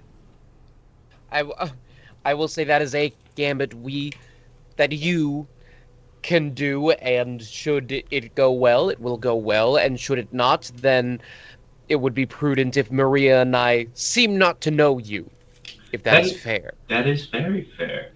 And as you two have been saying, you suicidal little gremlins, I will task forward in fending them off while you guys receive the box. Very, very well. All right. All right. So for my sake, recap the current. The current plan is we ride out to the train to intercept it before it gets to Old Bones, attempt to board, and from there, Calamity will try to schmooze some fellow cops to get us close to the box. All right. In that case, you are free to go ahead and head out in the direction that you know the train is coming from. Again, if you want to check anything at the station or Old Bones, you are welcome to do so. Before we head on out, I would like to grab 3 grappling hooks, just in case. All right. Grappling hooks are probably not something that you can get here, metals. But I'll say you have rope and you have pitons from either like previous. I'm not going to worry too heavily about inventory for a one shot, but yeah, you can have the necessary basic things like that for a one shot. That's fine. Wonderful. If we're close enough to the town before we zip off to the train, could I run a perception check on if there are any horses outside the town that look interesting? Basically, is there anything I can glean of like what protection a mayor might have, what we might have to expect? So you just want to basically ride around the town and like case the joint, essentially. Yeah, case it, see if I can see any signs of like armed people or people who would be likely to be cops or some other higher form of enforcer. Give me an investigation check. That is 17 on the dice, and plus the insight the bonus, it's 22. 22, yes. So. Oh wait, no, sorry, not insight, investigation. 23. Oh, even better. Okay, cool. In that case, as you ride around this town, to an untrained eye, you probably wouldn't really notice too much. However, as you go around sort of the outside, you can see out on the outskirts of the town, like farther off, there are some stables where the residents of the town keep their horses and things like that. There are more horses than usual. There's definite, than you would expect for a stable of this size. And they're relatively nice horses. It is reasonable to expect that for whatever reason, quite possibly the scroll, I'm sorry, the box. You got, The other it's a MacGuffin. thing that, don't worry about it, it's a main campaign thing. It's not as much of a spoiler for this as you'd The think. MacGuffin. There is definitely some sort of increased law enforcement presence here. Can't get a reason for it, but there most certainly is. And then I roll to see which horse is the coolest. No, I don't. You want, Mike, you want to roll for which horse is the coolest? Roll for which horse is the coolest. Fuck it. Let's do it a third time. That's a nat. That's a nat 1. Yeah, you have absolutely. These are some They all lame-ass look horses. but Man, fucking these ugly. are some weird looking dogs. This shit's weird. You just hear one of the horses start talking to you in the That's background. the second. Come to me, Ev. All right. Come to me. So yeah, there you can tell that there is some sort of increased presence here, but that's about all you can get. All right. Cool. To the train. All right, you guys start riding out to the train, and after riding for a bit, you actually do see it on the horizon. But I want everybody to give me a perception check. Most classic D&D roll. Ooh. 16. Yes. 16? 16 as well. 16 as well. All right, and Mike. Oops. 23. 23. Man, Mike, you really are just playing high skill. You know, now I characters understand today. GG and Goodbids rolls. Cause like Jesus Christ. Yeah, dude, bards have Bards crazy are skill stuff. nuts. Now I do think actually all of you noticed this. Mike, if you have a specific question, once I give you the info, you have enough roll, I can give it to you. But all of you do notice that train, it is not moving.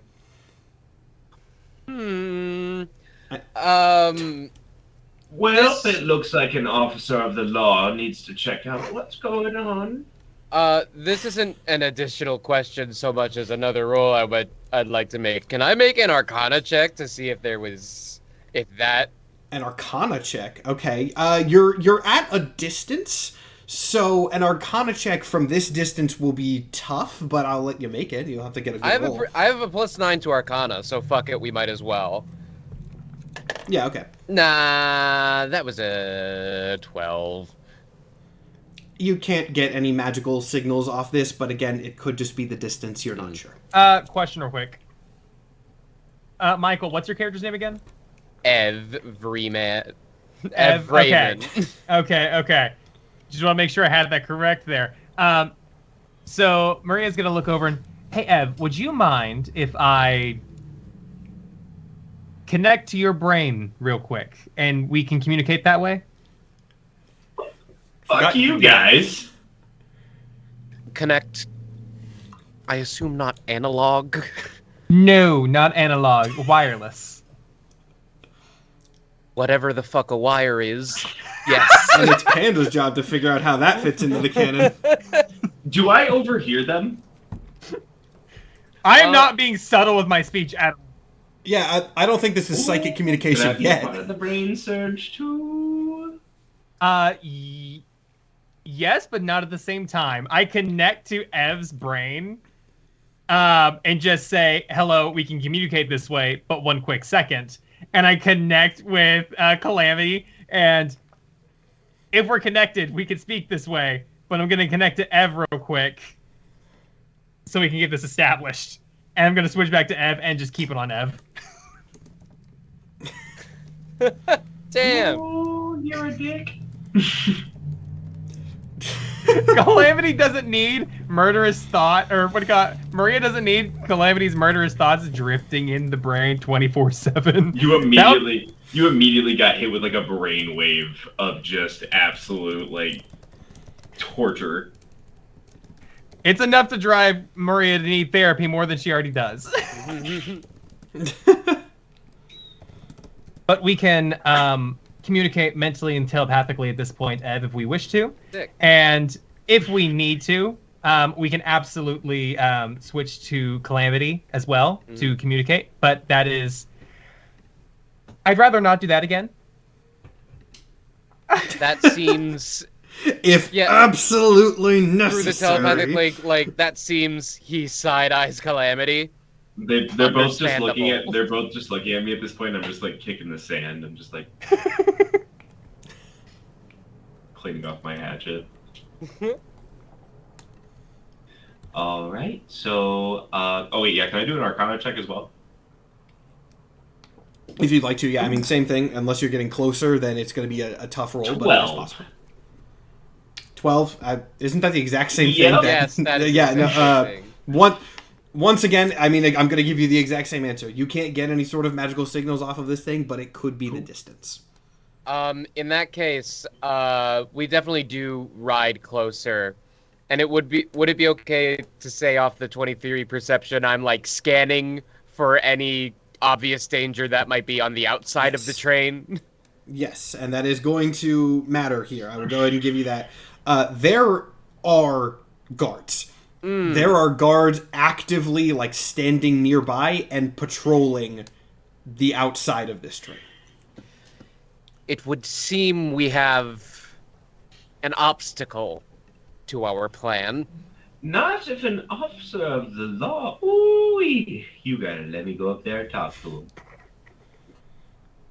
Very well. We believe you implicitly and then telepathically.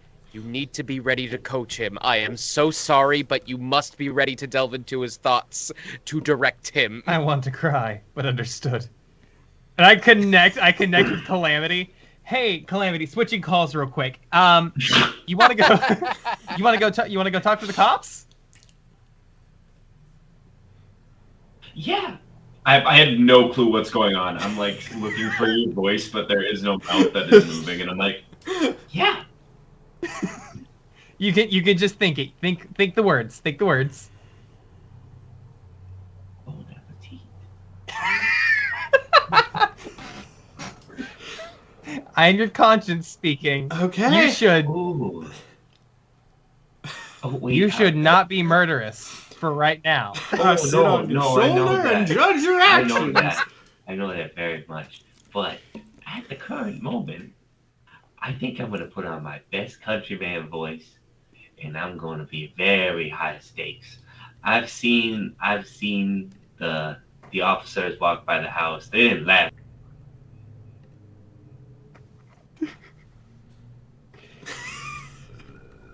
Well, good to know. Good All right. to know. Is this then? Whoops. Sorry, I was moving a camera and moved the whole interface. Okay. So, Calamity, you are in your disguise, going up to just the nearest guy on the train. What's the play?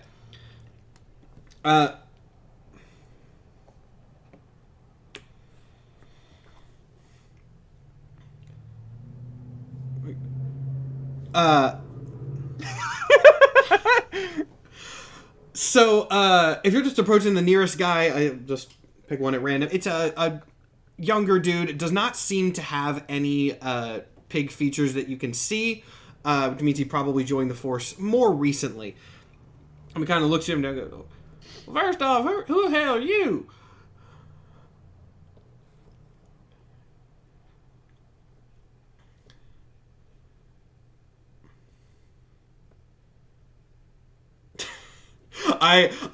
Since I'm nice, I will go to Troll's Landing. Hey, Yeah, I think Matthew, chat saying that they've lost audio on Evan. Oh, Yeah, they lost Matt, audio we on that. lost- Hold on, let me... Oh, that was odd. Let me see. It's still coming through. Let me reboot the cam thing. is it just me or is it everybody? Oh, I it think it's just should be... Dude, I don't know. Is it back now? I rebooted it, so hopefully it's good. Evan, try speaking. Hello. Yeah, Evan's Hello? gonna need to talk Hello? to... We hear him now. Okay, Okay, that was okay. weird. I don't know what that was. Sorry. Ah. Skype. Hopefully I won't have more audio problems. What was the last thing you heard, chat? From Evan, I guess I should say. Because We'll wait on... We didn't hear what he said to the guy. Okay, so just reboot to the start of that interaction. You walk up to the guy. I'm over from Trollsland, and I'm Officer Thanky Wakey over from there. I've been following up. I came to Bones. What seems to be the problem? Go ahead and give me a deception check I got you, on boss. that. That is a 24. 24. Dear Lord. All right, let's insight check off this dude. No. Okay, so this guy kind of looks you up and down. He sort of looks around to see if there's like anything else on the horizon, but doesn't seem to notice the other people. Oh, we got orders to stop the train. There's a possible security risk.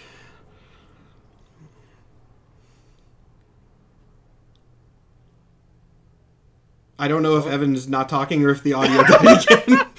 Or if the storm struck. Hello. The storm Hello. might have. Oh no, there we go. We're it good. is. But at least on my end.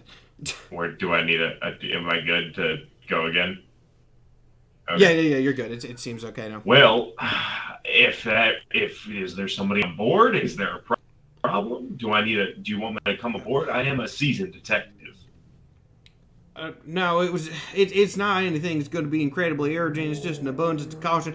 Supposedly there was an attack by the Crimson Camargue. They did a whole breakout at Kingdom Prison. It's a whole bucket of shit over there, and we're just operating safely in case any criminals decide to make their way over here. Well, just in case, I've been sent by the station just in case to make an inspection of everything inside. Would you mind if I came in? I'm going to have to check that with my superior, but you can follow me over here. Yes, sir. And he leads you over to a much more seasoned-looking officer. Now, notably, actually, do a perception check for me on this guy. Got it. That is a 17. A 17? Okay. This guy also has pig features. He is not a full-on, pig monster at this point, but he has probably a little bit more progressed than the guy that you are impersonating. Mm-hmm. Notably, though, he is not trying to hide it at all. He does not have a mask or anything. His sort of more mutated features, he looks scarier. If anything, he's a little bit more boar-like than pig-like. Very hairy, kind of more muscular, and seems to be at least slightly proud of this. And he kind of looks up at you as you approach and just sort of grunts, seeming to wait for your reason for approaching him rather than asking. How you doing? I'm Officer Danky Wakey from Trollland, and I just want to let you know that I came over to Bones, and they were wondering what was going on over at the train station, and we are just here to make a quick inspection of all the materials. If not, I totally understand. We can get off and we can meet over at the station. Who the hell's we? The station itself, sir. I'm not from that part of town. I take orders that are coming from different orders. Deception check for me. Got it. That is a 19. I mean, technically taking orders from different orders. That was for the whole thing. That was for the whole thing. 19. Hell, I don't much care for those city cops, but I'm from Trolls. Fine, come with me. I'll escort you, and you can get an inventory, make sure everything. Do your damn report. I see that you're starting to show off your features more proudly. I'm not too fond of mine. I'm still a little nervous. Wife's a little muck. He pauses at that, stands up, and is clearly of much larger stature than you are. Think kind of like, what's the boar guy from TMNT? Rocksteady. His name is escaping me. Rocksteady, yeah, a little, kind of a Rocksteady-esque, but like cowboy Rocksteady. He kind of looks over and goes, sure, all right, I mean, you tiny ass. Of course you're not proud of him, look at you. Well, you got hit more in the boar division. I sadly got hit more in the pig division. I'm like a teacup pig out here. Things don't really work out the things we want to. He leans in, like very, very close to you with a very serious expression on his face, and then lets out a very loud oinking laugh and just kind of claps you on the shoulder way harder than it reasonably should be. Yeah, you are pathetic. Come on, I'll show you the train. Now, just in case, there was a couple things that they mentioned. I didn't get a full inventory list. Would you guys have that by any chance? Also, for note, because people are going to yell at me for this, Bebop is the pig man, apparently, according to Oh, chat. Rocksteady's the rhino. I'm sorry. I saw the new movie, and I didn't remember who was who. But you asked him for an inventory. So, it's probably around here somewhere. I don't know. We just got called in to do some guard duty. Yeah, it'll happen to the best of us. Fucking A. All right. Well, I'm just gonna take a look around for a little bit, see if everything's in stock. If you can find that inventory list for me, I would be very much gracious. Hang on a second. How are you going to check if everything's in stock if you need an inventory Well, list? I'm just gonna make sure everything is around. I don't want to make sure that anything's out of place. What if something's fallen over? What if something's broken? Do we really want broken? It's a train. It happens. It's not my problem. Fair enough. All right. He gestures for you to get on the train. It's several cars long. It does seem to want to follow you. He does not trust you enough to leave you on your own. It seems on this train. All right. Can I do a perception check? Perception check for the box, Yes, I'm assuming, or for the just a box. general. Okay, general vibe check, but for the box. All right, go ahead and roll for me. Yes. Nat 20 plus 4, 24. Nat 20. Okay, so he took you onto the. He actually started you at the back of the train. He took you down to the. He was sitting at the back of the train when the guy that you came to first and took you back there. So at the back car seems to be fairly unremarkable. It's supplies and things, just some food, some water, nothing really impressive, just sort of desert supplies. The second car seems to be much of the same. The third car is a little bit more valuable. It's got some mining materials and stuff. There's a little bit of mostly metal, like scrap metal, not ore, things like that. Scrap metal that's been taken from old ruins and such, as is the next car down. And then I'm going from the back. So it's supplies, metals, one more car, and then the engine. The car right behind the engine is notably different than the others. Most of this train is made of wood, sturdy wood with a little bit of metal reinforcing, but most of it is wooden. The engine, of course, has more metal, but this car is a metal brick. And he does not let you, he kind of takes you through, guides you through the back four, and then as you get to this closest car to the engine, he kind of steps up in front of you and kind of puts his body between you and the door to that car. He goes, and then there's the more valuables in there. All right. That's perfect. I can look from out here if you'd like me to. I just really need that inventory list. There is a small glass window in the door that you can look through. All right. Do I need to make another perception check? You go ahead. Might as well. What is that plus my perception? That is 15. 15. You look through. You can't see a lot in there because it doesn't seem like there are any lights. There's no electricity or any torches or anything lighting this car, and also no windows outside of the ones on the doors on either end, which are fairly small.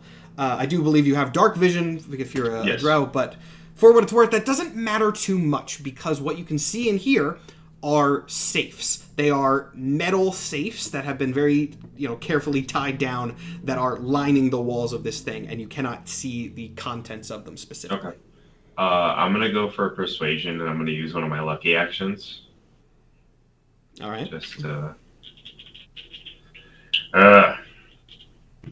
Just in case. Okay, perfect.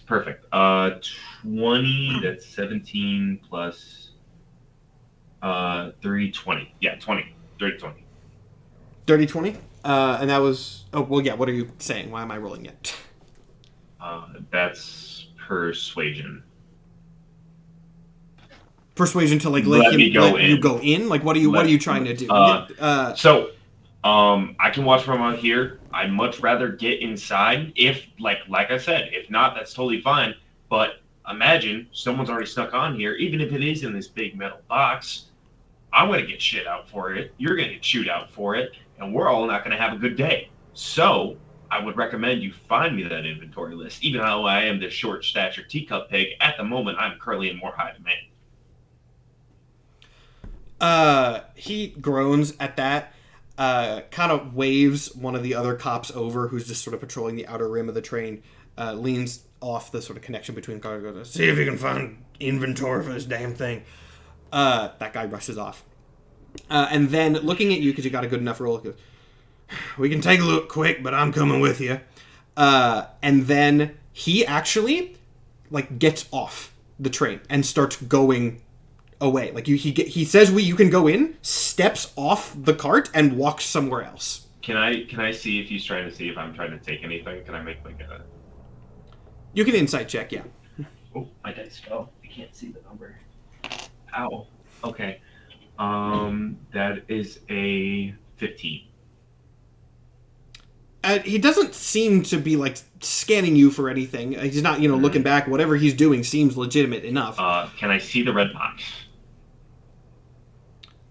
You're not in the cart yet. He said you're outside the metal cart or the metal car, and he said, "Yeah, we can go in," and then left. I'm gonna. I have +9 stealth. I could really just, but I don't want to. There's the role-playing faction of this, and then there's like I want everyone to participate. So I'm gonna talk to Mike and Chris before this. What would you guys say in this instance? I say do what the character would do and let the hellation happen, whatever that might be. I am loving every bit of this, how it currently is. So, yeah, Maria's just kind of standing out waiting until we hear one thing or another. Cool. The way I think the telepathic link was explained, I don't think Ev even knows what's going on. Because Maria has a line to, oh my god. Oh my fucking god. Calamity. And a line to Ev, but that doesn't triangulate. We can't communicate. So Ev's just similar to what SG did in the original Symmetry, where it's just like, I think the way everyone does, like, one person is just the go-between for that's everybody. exactly. As I'm hearing everything, I'm just like communicating to Ev, so you can kind of know what Calamity's kind of passing along. Am I good to go, or should I wait? Is she good to go or good to wait? I suppose she should. I suppose Calamity should go. Go along? I should point out at this point, and this does seem to be, or actually, make me a perception check. Actually, I think you should wait, which one? for this with the way this. Oh, sorry. That is a 13. 13 is enough. This is not a very difficult check. As you sort of reach, presumably, to try to get into this thing, you notice that there does seem to be some sort of locking mechanism built into the door. Thieves' tools. Okay, cool. I'm gonna try and quickly do thieves' tools. I'm gonna do it as a lucky action then. Well, here's the fun thing about that then. Are you taking off the gloves that you were using for the disguise? Because I did establish earlier that dexterous hand detail actions are going to be harder with these pig gloves that you're wearing. So if you can either take them off, or you can I'm going to do it with disadvantage, but I'm going to use one of my lucky rolls again, just in case. Okay. All right. How much is disadvantage? Just -1? Disadvantage is you roll twice. Roll twice, take the lower. Okay, sick. I always forget what disadvantages. Okay, none of those are bad. Okay, so what is that plus added? Okay, so I got a 15. A 15? 15? You start to get a sense of how the locking mechanism works, but it seems complex. Like, you don't fail, but you realize this is probably going to take you longer than you thought. I'm going to pull out then. I'm just going to be like... All right, so you're just you take the thieves' tools out. Are you leaving or I'm sticking around? gonna stick What are you around doing and be there? like looking like I'm impatient, and I'm gonna be like talking to my brain, like Maria, Yes. it's working, It's working? it's working. Fantastic. It's working. So I'm at the door where all the fun stuff is. I'm gonna do an inventory check, and so after this, if I get the box, we can get the fuck out of here. Okay. Also, here's a small suggestion. Count how many guards are there. Don't officially count for like them to see, but like figure out how many guards are there. I like in my mind you can see like a thing of me salute, like a little astral like picture of me saluting. Think of all the hands you can keep. Thinks in picture Oh my books. god, all the hands. So do I have to make an insight? I will say, I'll go ahead and tell you this. This train is several cars long, so to get an accurate count of the guards, you're not going to be able to do that from where you're at right now. You would have to move around a little, because you're like in the junction between cars right now, so you don't have great line of sight on I'll just go for my escape then, and I'll just be like, how many guards are near the next two doors? Okay, so are you important distinction here? Are you walking away, or are you trying to stealth away? I'm not walking away. I'm literally standing. I'm assuming that there's like the two, like how a train works. There's like the door, and then the other door, and then there's like little, especially like an old train. There's like the two train cars, and then I don't know trains that well.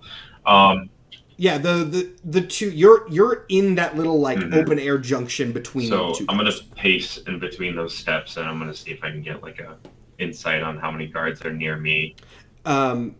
Okay, do an investigation check for me. It's going to be a hard roll from where you're standing, but if you get good enough, I can get you at least 14. Something. 14. Okay, I will give you this metal train car seems to have 2 guards at it. That is basically all you can see there. From what you can tell, it kind of looks like there's maybe 1 per car, except for this metal one, which has 2. And possibly more at the engine as well. But you can very easily tell the front of this train is where the more important stuff is. And so the front seems a little bit more heavily guarded than the back. But from your position, that's about all you can get. There's a fuck ton. Just like in my brain, there's just like, there's a lot. Thank you for the accurate description. Now, before you can give a more accurate description, the captain of this little force comes back. You hear him kind of lumbering around the side. And he is sort of shoving in front of him, again, more aggressively than he probably reasonably should, a very small and very scared-looking dwarf who is clearly not combat ready. This guy is obviously not a cop. And you can see in this dwarf's hand, he is holding a complicated-looking key. And without saying anything, the cop kind of just shoves him towards the train car, gestures to the thing with a grunt. The guy steps up next to you, kind of looks you up and down, and then turns back to the boar and goes, are you absolutely sure that this is something that we need? This is really a matter of high security. To which the boar man is just silent, just kind of continues glaring at him, huffs a little bit through his snout. Are you really going to disrespect our guards and policemen of this nation? Right in front of us. Right in front of our faces. I mean, I guess that's not a deception check. That you're not trying to I guess that's an intimidation, actually. Fuck yeah, plus 6 intimidation. Give me a good roll. Give me an intimidation. I forgot that was a thing 25 for a second. intimidation. So, this man currently sandwiched between this giant, very angry, muscle-bound boar guy and a large, tall figure who smells suspiciously of blood. Kind of just, you see him kind of do like a little nod of apology, and then reach in to unlock the thing. How do you even deal with that level of disrespect? Oh, are we in? Okay. Door's open. Do you have that inventory list I need? I sent one of my guys to go get it if there is one. All right. He'll find it. No. All right. I open the door and I'm just kind of like peering through, and I'm just like, "Are you're gonna follow me in, correct?"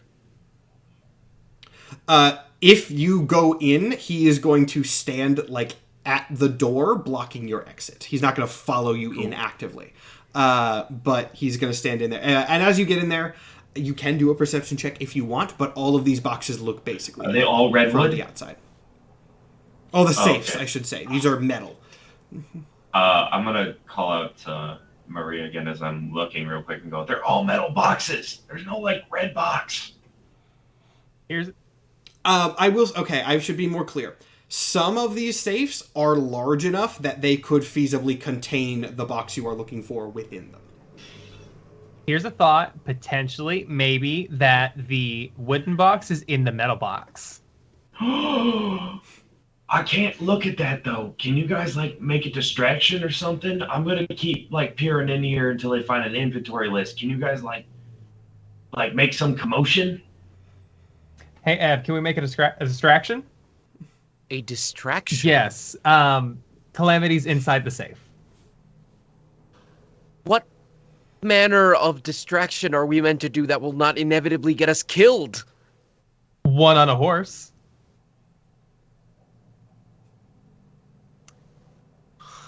I suppose I'm not an animal lover.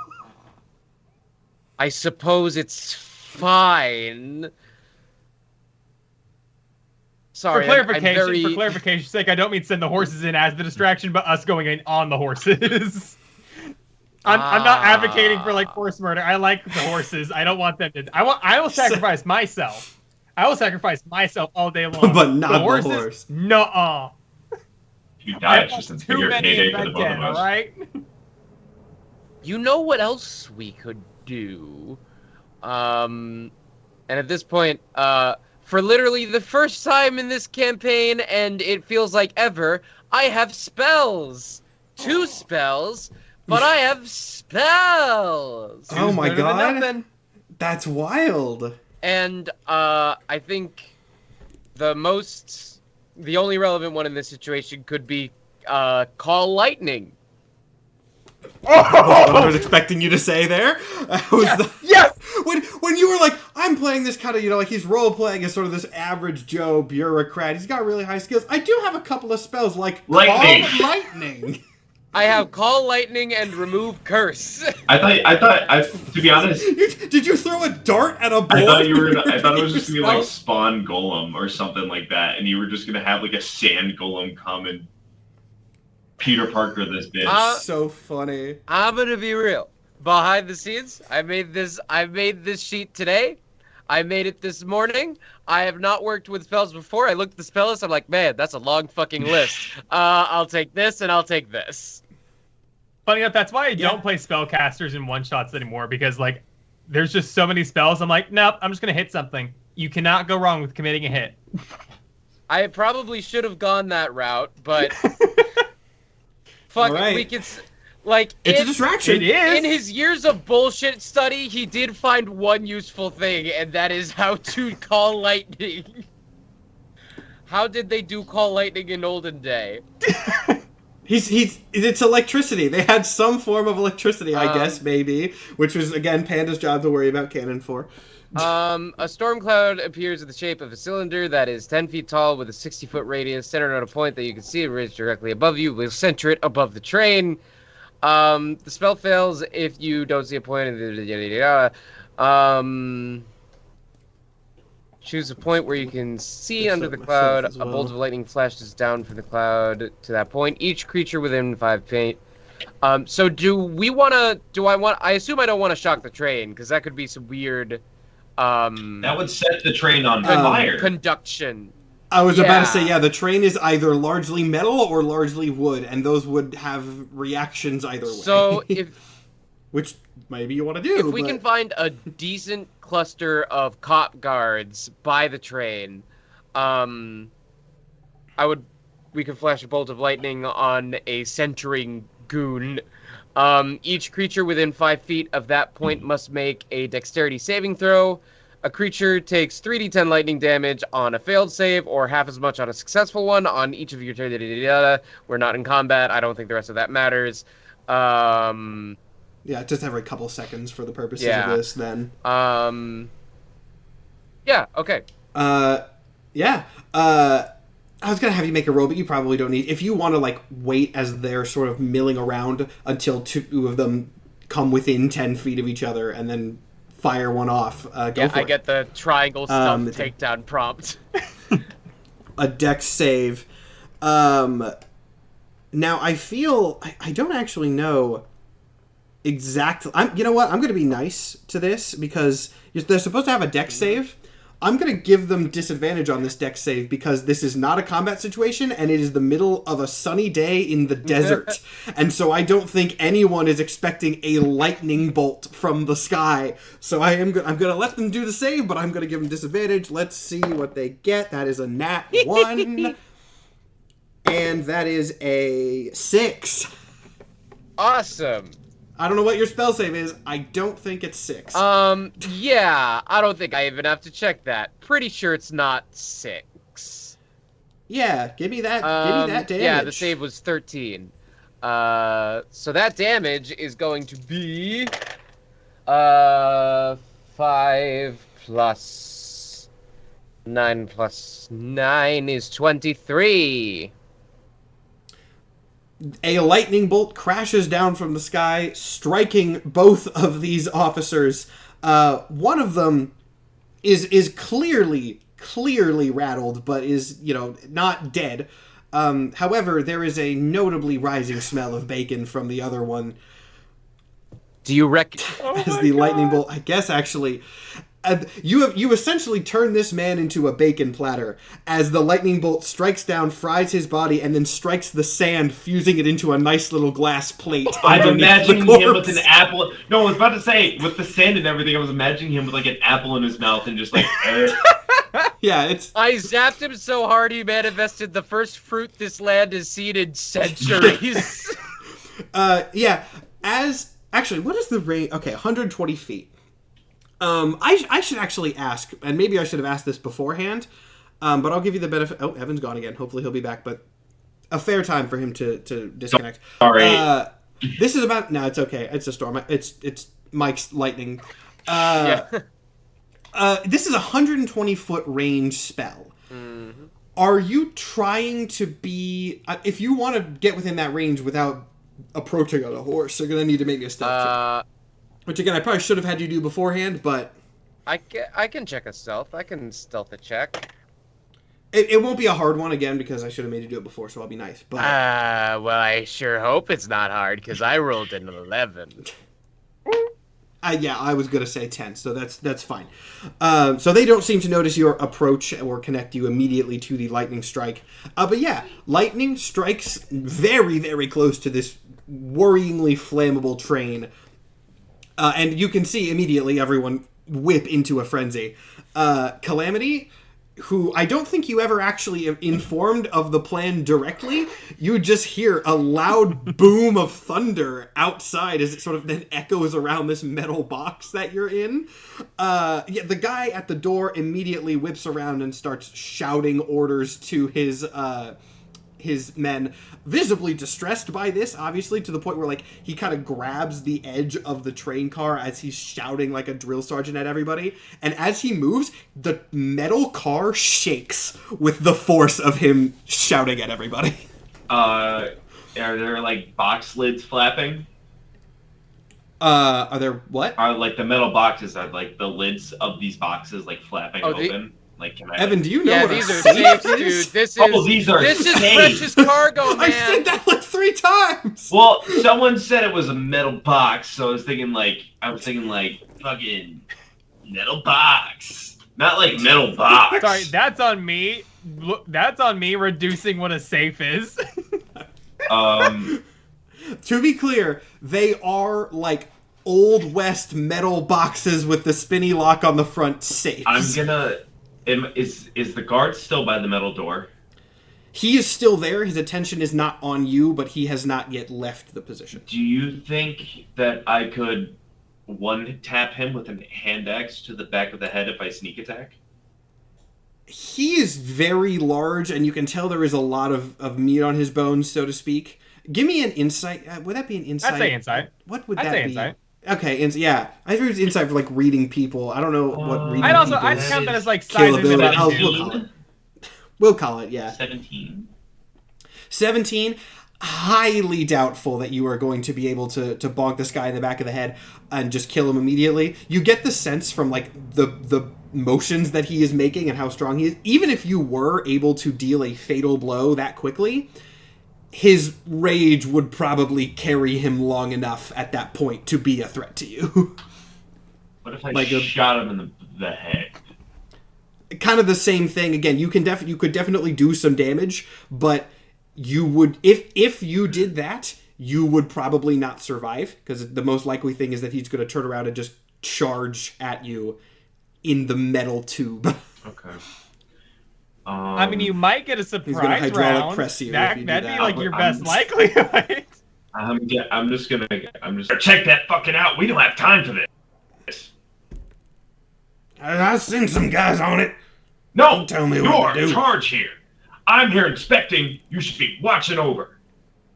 Watch over your men. What the hell just happened? Intimidation check. Got it. It's going to be a little harder on this dude. Harder, but not Sure about that. impossible. Not What impossible. about I'm a letting him roll it. 24? A 24. I am going to oppose this one for his bit. Actually, he rolled a 3, and while he has bonuses, not that much. I will say for character, he doesn't seem intimidated, as in he's scared of you, but he seems more intimidated in the sense of like, I don't want to have to deal with the pain in the ass that this will be if it goes south for me. So he doesn't fully leave, but he kind of steps out of the doorway and like hops, down off the connection and peeks around to see the frying pig man. He's still within a couple feet of you, but he is not actively blocking your exit anymore. Okay. Oh god, what do I do here? And for what that's worth, you two then also see this much larger figure emerge from the train. This guy's easily like 7, 8 feet. I'm gonna flip Benny, to one of Ev real you? quick and like, hey, you should probably target the really big guy if you can. You should not let him. Oh, kill. Actually, both of you, insight check. Insight check. Because you're seeing this from another Oh, perspective. yeah. Insight check this guy's vibe for me. I got a nat 1. I was very fucking focused on doing my Okay, lightning. natty 20. Hey! Hitting the full range there. So while Ev is busy casting his cool lightning trick that he learned from an old book somewhere, Maria fully is zoned in on this new threat. You can see, actually, fittingly, as a barbarian yourself, you can kind of see the signs of, like, this dude very clearly seems to be on the moment, he is on the verge of losing it, probably just as a natural state. And the last few hours of his life have been especially annoying, magnified especially in the last 10 minutes. So this is, actually, give a little bit more. For timing, you see, like, the metal train car start to shake a little bit, and then you see him Is it step one of up. those like? So you can tell this is a Is it powder one of those keg like he that could steps go off at and the any cart second. shifts back? Yes, yeah. This is clearly a powder keg that could go off at any Ooh, moment. And plus, a even though you're powder not familiar with keg the that big could curse, go off at any moment. Interesting yeah. choice of words. and you saw the other guy rage too, and this guy's clearly more progressed. So, I'll put it like that. Yeah. By the way, there's a guy that just came out right now. He is, to put it for lack of better words, he's gonna rage like a motherfucker, and he's gonna be worse than me and that other guy combined. If you're gonna target anybody for early damage, he might be the person. At the same time, he might also not. I'm gonna give that one up to you. Wow. I'm gonna like get off the horse, or like I'm just gonna like lay in the sand and try to like make sure that I'm not visible. And say, Okay. If it comes down to it, I'll make you do a stealth check, but we won't worry about say it. if a particular drow had a particular gunpowder keg with them, could that particular drow drop that down the stairs and hope that they would realize or communicate with a particular barbarian, so that particular barbarian could talk to the bard and they could tell them, hey, there's a big powder keg you could possibly lightning strike next to the big guy. What stairs? We're talking train logic here. Also, Just like the couple, like the 2 steps down to the floor? If that was the case, the bard would relay back, and maybe the barbarian would, that you're still in the fucking train, dude. Maybe we're not gonna blow it up. If I'm gonna do that, I'm literally grabbing it, throwing it, and running. Okay. The whole train's gonna explode. It's made of metal. Question number one. This is not a bomb. It's a powder keg. So it's not going to detonate if you just drop it. No, but if a particular bard had a particular call lightning action, then that particular call lightning action could detonate said gunpowder. So you want to throw it in... the logic is infallible. You could... Evan, you could throw this powder keg into a lightning strike. Hey, Maria! If you want, it would require. Whoops! I moved the interface. Hold on. How long has that been the case? It would require Ev to cooperate with you, and that it's not just. Damn it! It's not just something that would happen naturally because the lightning has to be triggered. But you could do your part of this. Yes. Hey, Maria. Yeah. So you see the big guy by the stairs? Yep. Or the train? I saw him shake the entire train. I'm gonna throw this. So I've had this little thing on me. You remember when I showed y'all earlier that had like a little bit of gunpowder? Yeah. Yeah, I got a whole keg of it. So I'm just saying. I had heard a disruption. Could that disruption possibly detonate said gunpowder keg and I take off? I relay real quick. Hey, would a lightning bolt catch something on fire? Yes. Yes, it absolutely would. You should run if you do that. All right. Tell him the plan. I passed the... Actually, yeah. I passed the information on to Ev. I was just gonna say too, Maria, you definitely understand the exact mechanics of this plan because you lived on boats. Yep. So yeah, like this is definitely something that is. Make sure I will relay not only the mechanics, or not the mechanics, the idea behind it, but also the potential repercussions of having a powder keg go off, especially on a potentially wooden vessel. I am, but this is a metal box. The box that you're next to is metal, if I recall correctly, but the other carts should be like wood with reinforced metal. Correct me if I'm wrong, GM. Mm-hmm. Yeah, yes, you're right. Most of them are wood. There is metal reinforcing them, but they are the vast majority wood. And also, I didn't actually specify where exactly the lightning strike was, but most of the, like 4 out of 6 of the carts are wood. So it was by one of the wooden ones, because it wasn't at the engine. So it is by one of the wood ones. And that is where the guards are congregating. So is the wooden one next to me with the big guy? All 4 of them are wooden, except for 4 of them are wooden, and then it is the metal one you are at, and then the engine. Okay. So you are between the last wooden one and the metal one, you're in the metal one, and that's you get what I mean. Yep. I'm just gonna drop this behind big guy and dash. Okay. I relay that immediately whenever I see it drop. I'm like, it's down. You better light it. I want to actually check one thing here. Can you move Call Lightning? I mean, I could just cast it again in a new place. Oh, targeting. No, it does say. It says targeting the same point or a different one. I have my finger on the delete button. Let me know. Okay, so one real quick thing. I'm going to need you to roll me a perception check as you do this, cool. Evan. That is a 19. A 19. As you are talking about this and getting ready to do the plan, you do see that the dwarf who opened the thing for you is also standing right outside and kind of like looking in every now and then. I'm going to intimidate him to run. To just try and like intimidate him to run to the other side of the train. Intimidation check. All right. 17? He runs away screaming, and the boar man turns around. He's terrified, man. I don't know what to do. We're in a pickle. You holding a goddamn gunpowder keg?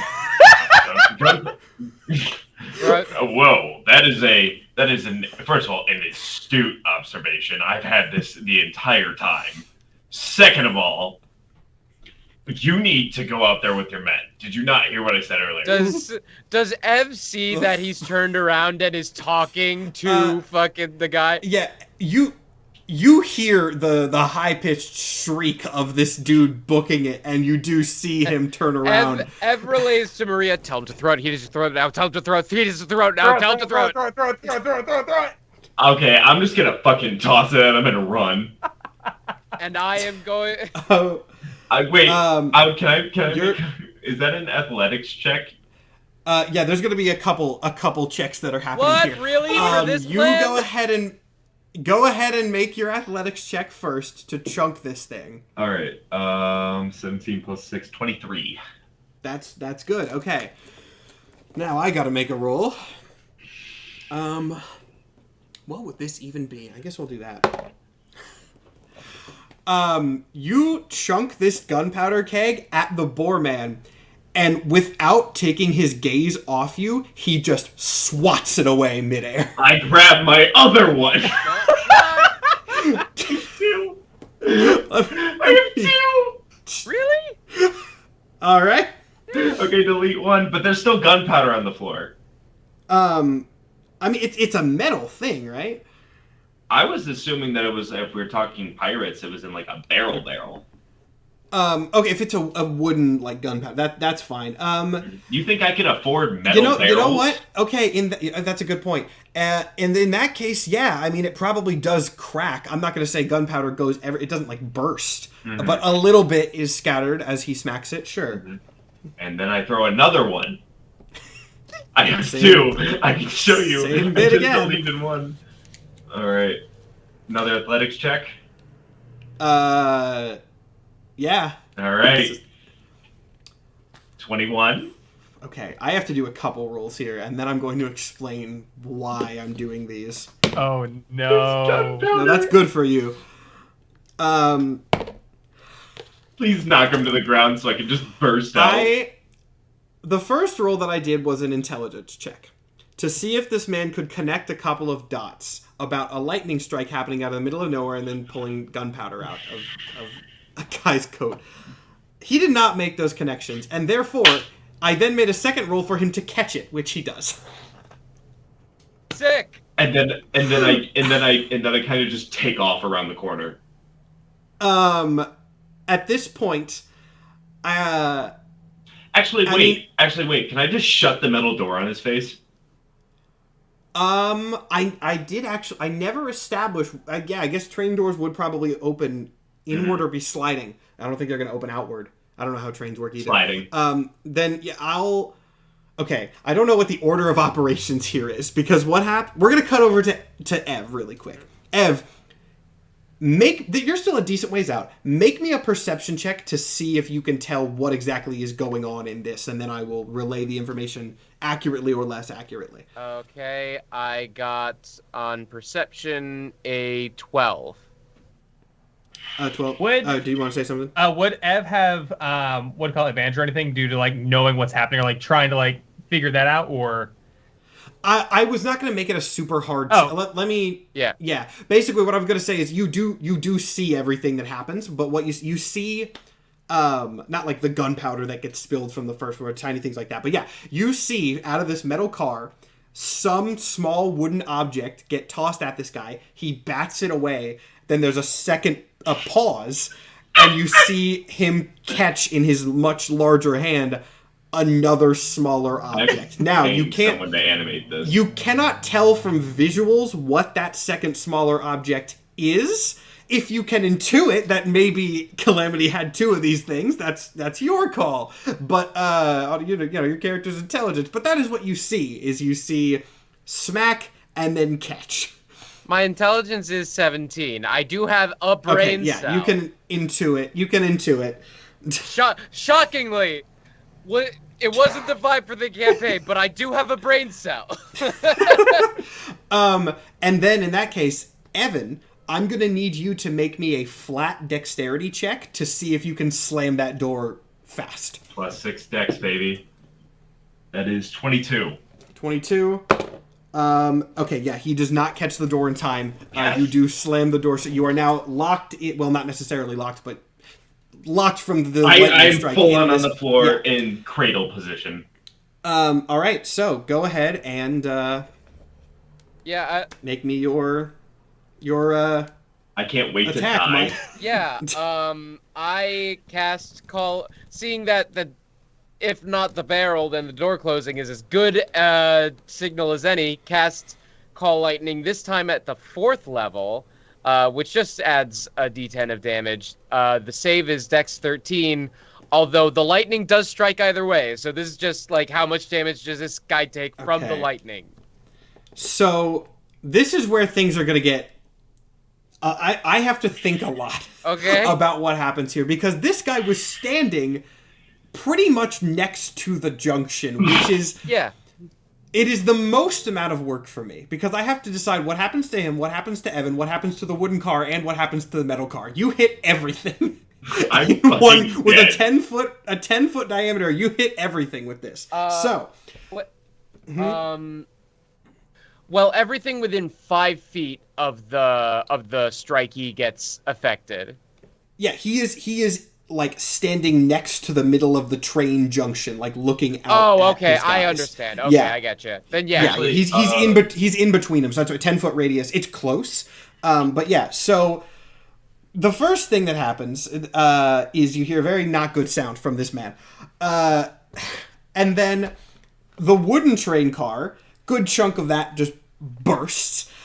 So wooden shards go everywhere. That whole side of it is pretty much obliterated, and you can see some embers start to alight on the remnants of that. Now to handle the metal car, it is a metal car on. See, this is where it's like physics is a question, right? Because it's a metal car on metal rails. It is grounded, but it's grounded into sand, and I don't know. It's like grounded very deep into sand, and I am not good enough at physics to know if that would be conductive or not. Chris has raised a hand, and I'm very This glad. wouldn't be a physics thing, but it would be a D&D thing, specifically with like the powder kegs and stuff. Each of the items like could have like a durability / like a HP, which would then be affected by it because like the lightning damage would technically get applied to it regardless, unless you want to. It'd basically be like either it's resistant or it's not because of the grounding. It'd be like a That's define in terms- yes or no. That's a great point. I'm less worried about the durability of the car and more worried about the electrical conductivity of the man inside the electrocuted metal box. Exactly. I'm running to the steam engine. So, if um, the floor is metal in the car, then yeah, that's pretty bad for calamity. Wait. But hold on, I might be stupid here. When my car gets struck by lightning, Mm-hmm. I don't feel affected by that. cars are insulated, Cars are though. Cars totally are don't fucking very- exist in the Wild West, dude. This is a Wild West metal box. It's not a. Now I may be in a fridge, but in my car, I would not be freezing to death. Wait, so I'm running to this Okay. other door to try to escape. So Okay, well, you. Let me narrate this. Toss, smack, toss, catch, slam, electrocution. doesn't mean I'm dead. Well, You're not dead, Well, let me roll but damage the- because I did roll that at level 4. Yeah, I don't. Now I don't know how the voltage being transferred would work, so I'm just gonna say he also takes the damage of the lightning strike. That seems fair. I mean, Chad agrees with that, so. Yeah. Yeah. I think that is. That. I may have gotten myself in a particular pickle here. I mean, that wasn't. This probably won't kill you because that's 19 damage. 19. Just Okay. from the lightning. There is also Okay, a powder. and that'll keg be in from the play. same strike, so I will write that down on the pigman as well. Setting fire to a container full of gunpowder can cause it to explode, dealing fire damage to creatures within 10 feet of it. 7d6 for a keg. There are 2 kegs. I feel like that. I don't know if that's for a bigger keg, but screw it. I'll allow it. You said 7d6? So 14d6, but I will cut it down to 7d6 for fairness. Wait, what was the... Oh, because the second one didn't pop until... He smacked that thing out of the gunpowder range. Even if the gunpowder, like, lights and trail, it's not going to be, like, the same damage as him holding it. That is 26 damage on top of the 19. So that's a good start. Wow. And I will say, that's pre-rage. That is full damage, not half. Yeah. Yeah, he is not... I mean, he's about to now. But one other thing that happens before this like... 3-second sequence that has taken 10 minutes to figure out all the consequences of finishes. Calamity, that's not enough damage to like fully incapacitate you. So you, despite being electrocuted, it passes fairly quickly and you stumble down to the end of this train car where it is locked on the other end still. I try and kick it down. Kick that metal door, Evan. Come on! 24? I mean, you hit it. It's a door. It's not moved. I was gonna have you take a d4 of damage if you rolled low from just full-on kicking metal, but I won't with that high of a roll. Anyway, shit. at this point, I before I decide how we're gonna move forward, and not really if, but when you should roll initiative at this phase, Maria and Ev, you have seen this play out from let's just say a distance much safer than the third member of your group. Yep. What are you guys doing after seeing all of the... Well, you don't see what happens to Calamity, but what are you guys doing? I wanted to know real quick, do I see how many guards are kind of like running around or like... Give me an investigation check, because there is kind of a panic, but yeah, you can try to get a better beat on it. Investigation. That is a 10 plus... Well, I don't have anything to that, so a 10 plus nothing. 10 plus nothing? Okay. This is not too bad at this point. You can definitely confirm there seems to have been 1 guard for each wooden car, so that's 4. 2 per metal car, including the engine, so that would be 10, plus the big guy. So that is 11. 1 has already been fried, so 10 including the big guy. Okay. Which is a big group, but... At that point, I'm going to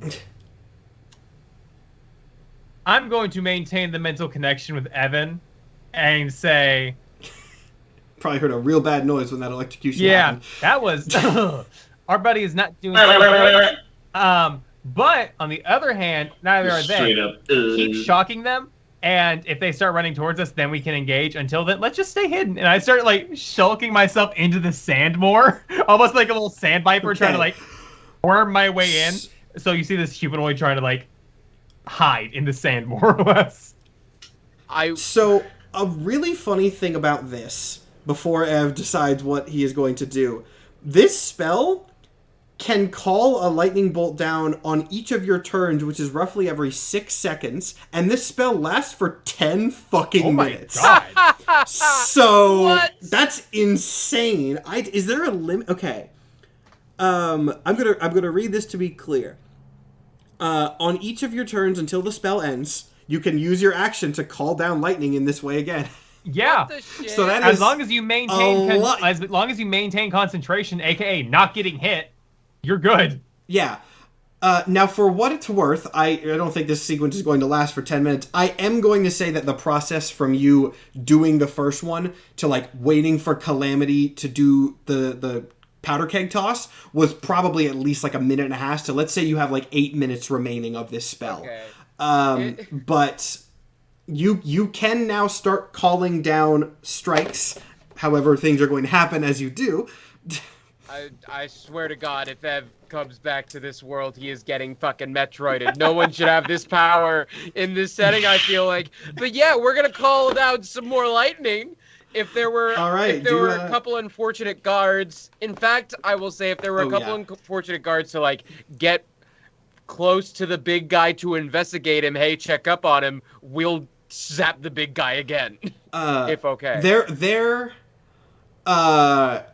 Yeah, I'll go. Most of them are at the first lightning strike site, but like let's say two of them have run over to see what that explosion was all about. So go for it. Okay. And that was where I cast my the level 4 cast lightning. So we got. Oh, you cast it again entirely. I did, yeah. Oh, then you do still have the 10 minutes.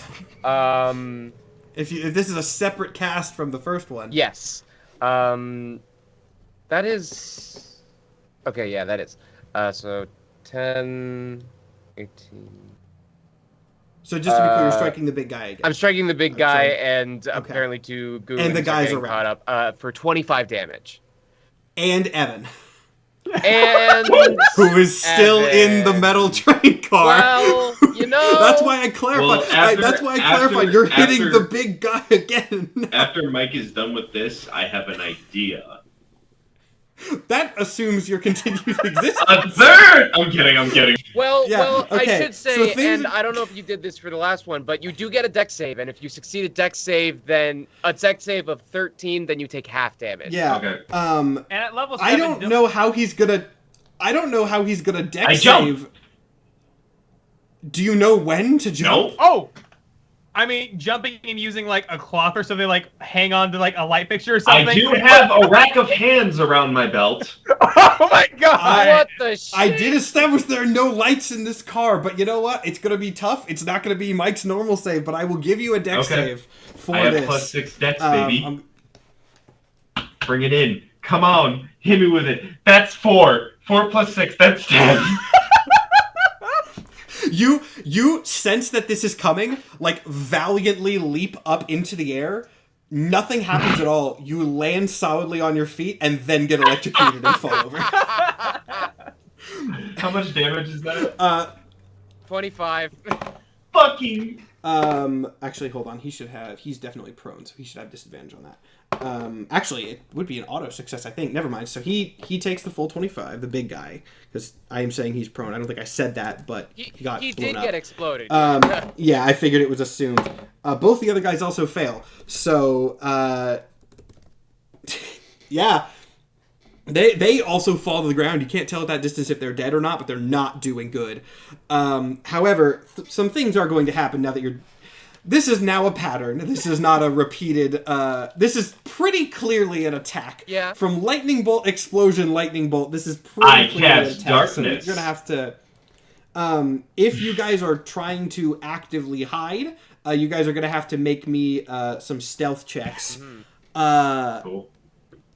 Ev, give it to me with disadvantage because Call Lightning is a verbal and somatic component spell. That's fair. But stealth checks, Ev with disadvantage. Are you screaming Bazinga when you cast the lightning strikes? No, I'm not fucking screaming Bazinga. I think at this point, how far ahead is Ev from me?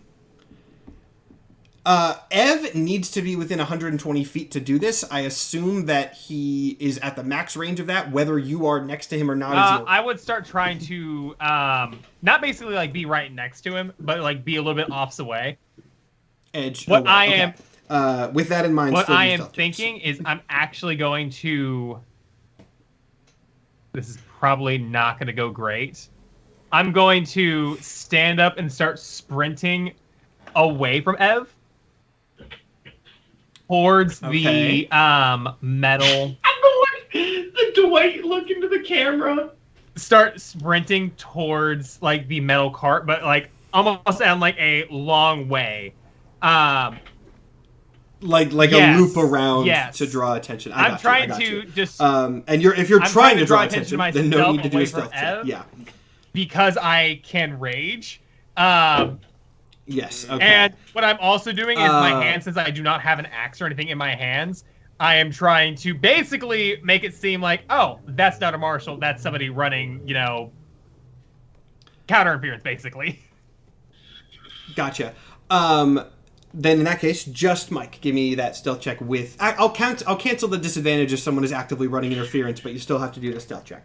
All right. That's a 21.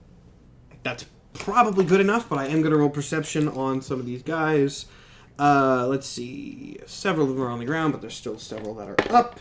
Oh, wow. That's unfortunate for you. You do actually get spotted. You see one of the guards point at you and start shouting. I zap him. That would make wait, that, is that this would in make range of logical me again? sense. I'm gonna say no. This is not one of the ones that is within range of Evan. He is. By I get himself, back up though. and I try to jump again. There's a small. You can hear a small thunk from outside the car, It's presumably not even him a jumping. thunk. It's a full-on like. All right. Let me dex save for this guy. What's the dex save again? The target. 13. This guy is on it. Fuck. This guy's well trained. So But I mean, he still takes half. So 8. You Oh think my he goodness, could have math. taken 2 8, barrels? of 7. 22 have to 11 damage. 11. All right, and that was one who had not been hit before, so I will mark him down separately. Okay, so as you, I think only Maria to make a perception check. I think Ev is busy killing a guy. I won't Calamity say is busy Bazinga. trying not to get electrocuted. I don't know what I'm saying, but I am definitely doing like fucking 23 hand signals. 23. Okay. In the night. This is a world build. First up, you see one of the guards is running towards the engine. Interestingly, most of the other guards are not. They're clustered up. One of them is running to the engine. Make me a. I don't actually know what roll this would be. I think probably just a flat intelligence. Ooh, this is not great, but we got this. We got this.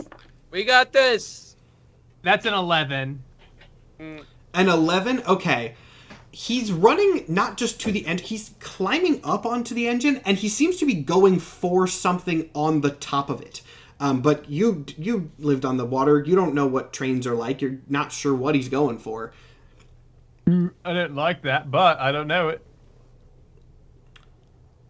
And then I think at this point we are in combat Yes. enough that it is time to roll. I think that was a great little segue for initiative being rolled. 19. I'm assuming that's a That's 20 a 20! again from that reaction. Okay, let's That's a see. 20, I was plus not. 2 specifically, so 22. Oh, 13. yeah. Duh. I believe we're 22 probably as just well. going to use the Because I have plus the 3. same map. Hold on, I'm gonna do some changing around here, and then I will get your initiatives again. So, I'm trying. I was like, why can't I keep trying to make edits on the player side of things? So let me. We're gonna use the same map. I'm going to put on some things that are going to represent the cars, and they're not going to be exactly to scale, but you get the idea. I guess I'll try to make them kind of to scale. So, this front one here is the engine. And the black ones are going to be metal and the grayish ones are going to be wood, is the representation here. And I will pull this up for the audience in just a second. Let me make this before we start. So, Oh my god. I don't want you to lock to the grid. It's definitely not a boat. Don't think about it too hard. Hold on. Can I... Is it really not gonna let me do like free? I don't want it snapping to the grid. They changed the way that this happens. Give me 1 second here. I'm gonna see if I can make this not snap to grid. If I can't, we'll just do it sort of rough. Does anyone know how to make things not snap in Roll20? Because I want it to be tilted so that it's on the tracks, but it's not. That's working. the biggest reason I've not used Roll20 because I can't figure that out. Okay, I've done it before. I did this with this exact token, but Roll20 changed their interface since then, and I don't know how to do this non-snapping thing. It might be in the map settings. Well, let me check one more thing, and if I can't figure it out, I won't waste our time on this. Wait. With board color, grid cell distance. I can't. That's a little frustrating, but we're just gonna. They're on the tracks. So those two are the wooden ones, or the metal ones. Sorry, and then these two, or these several that I'm adding right now, are going to be the wooden ones. See, that actually snaps perfectly. Just for note, this. Not exactly to scale, but we'll theater of mind it. And then there are two more trains, or wooden train cars, below this. This one, we'll just use this stupid little effect. This one is on fire. I will use a lava map that I have to represent the fire. And there we go. Now chat can see the fruits of my labor. So here is your very impromptu map. Now, what was everybody's initiative? 22. 22. All right. 13. Oh, another I have 20. a Okay, which has the 2. higher? Oh, you nat 20, +3. didn't you? So I'll just go ahead and give you. I'll give you Go that with the homie. first. What did you say, Mike? 13. 13. And let me roll for some of these guys. All right, he's gonna go there, and I'll do some. I won't do these all individually just for the sake of time. Wow.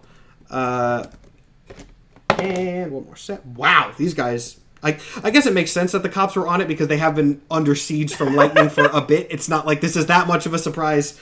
And then one more thing that actually is going to matter. That is lower there. All right. Okay. Chris, you are up first. You guys can place yourselves where... We'll say you guys are coming in from the right. So you guys can place yourselves... Pig Guy is there. He's actually where he's supposed to be. And then you're probably like 120... feet out, yes, Mike. So that would put you, just we can say behind this rock, just for the sake of simplicity, and then why can't? Because I'm doing it on the player one. Somewhere probably behind here, and then I know Chris was going into the train. So from there, Chris, you are up. What are you doing? So where would you say that I would be at this point after kind of like running, trying to diverge? These black ones are the engine, and the metal car behind it, the one at the Yes. front or the top, is the engine. And if you were going towards that, you're probably around here, Okay. I would say. In the middle of that. What I'm going to do is I'm going to try to And I'll put... sprint. I'm putting bad guys on the map, Okay. by the way, so don't worry for that. They'll be there. I'm just not going to delay us for that. So every other bad guy that I've seen so far has been kind of like confused as to what's going on or what to do, except for Big Guy and the one that's running towards the engine. Yes, some of them are kind of starting... I mean, they've all at this point picked up on the fact that they are being attacked, but only the one that Mike just fried and the one that is going for the engine seem to know like where you are specifically. I am... In general, Maria would know that an engine does not need to be engaged one way or another. I might not know exactly what person's doing, but I am still going to like run towards that engine and see if I can't intercept what they're doing. If not, stop them outright. All right, cool. So you have enough movement to get to the engine. It is a train car, though, and he has climbed up on the top of it. So you're going to have to climb up a ladder to get up there. But again, you probably have enough movement to do that. So when you get there, though, I'll put that guy up there first. Where's the mini that I was going to use? And here I'll move you to the front layer. It won't let me do that, but we get the idea. Appreciate. Where is the... I don't really have, like, Western guys, because I'm just using the free assets. So, oh, wait, Pirates. Pirates probably have some... There's pirates in this setting. Oh, perfect. Oh, this actually looks great. Okay, so this guy is over here. You can see him there. He is on this side of the train messing with something. You can give me another just flat intelligence check to try to figure out what he is messing with now that you are in close proximity. I'll do an intelligence check, and that... 2. 2. What? I guess he's doing train things. GM, would you say that I'm close enough to commit a hit? Yeah, you will have to. He is on the side of a big thing he is messing with that takes up most of the top of this train. So you would have to either get on top of it or go over it. But you are within range. There's just an obstacle in between you. I would like to. I guess I'd go around it basically. Like I'd go around it to give myself a little bit more leverage.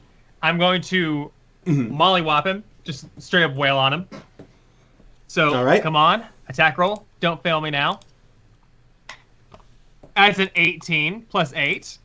An 18 is definitely going to do it. An 8 plus 5.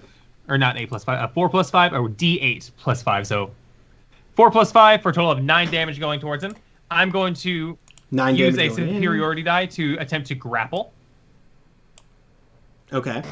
And that is going to be in a contested strength check. They can use athletics or acrobatics. I will be using my athletics because that's the only option I get.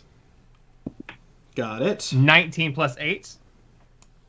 That is probably going to do it. I am currently adding a couple more of these guys. I'll count them up when we're set here. He got a nat 1. So yeah, he is fully headlocked. So as I have him in a headlock, I'm going to attack again.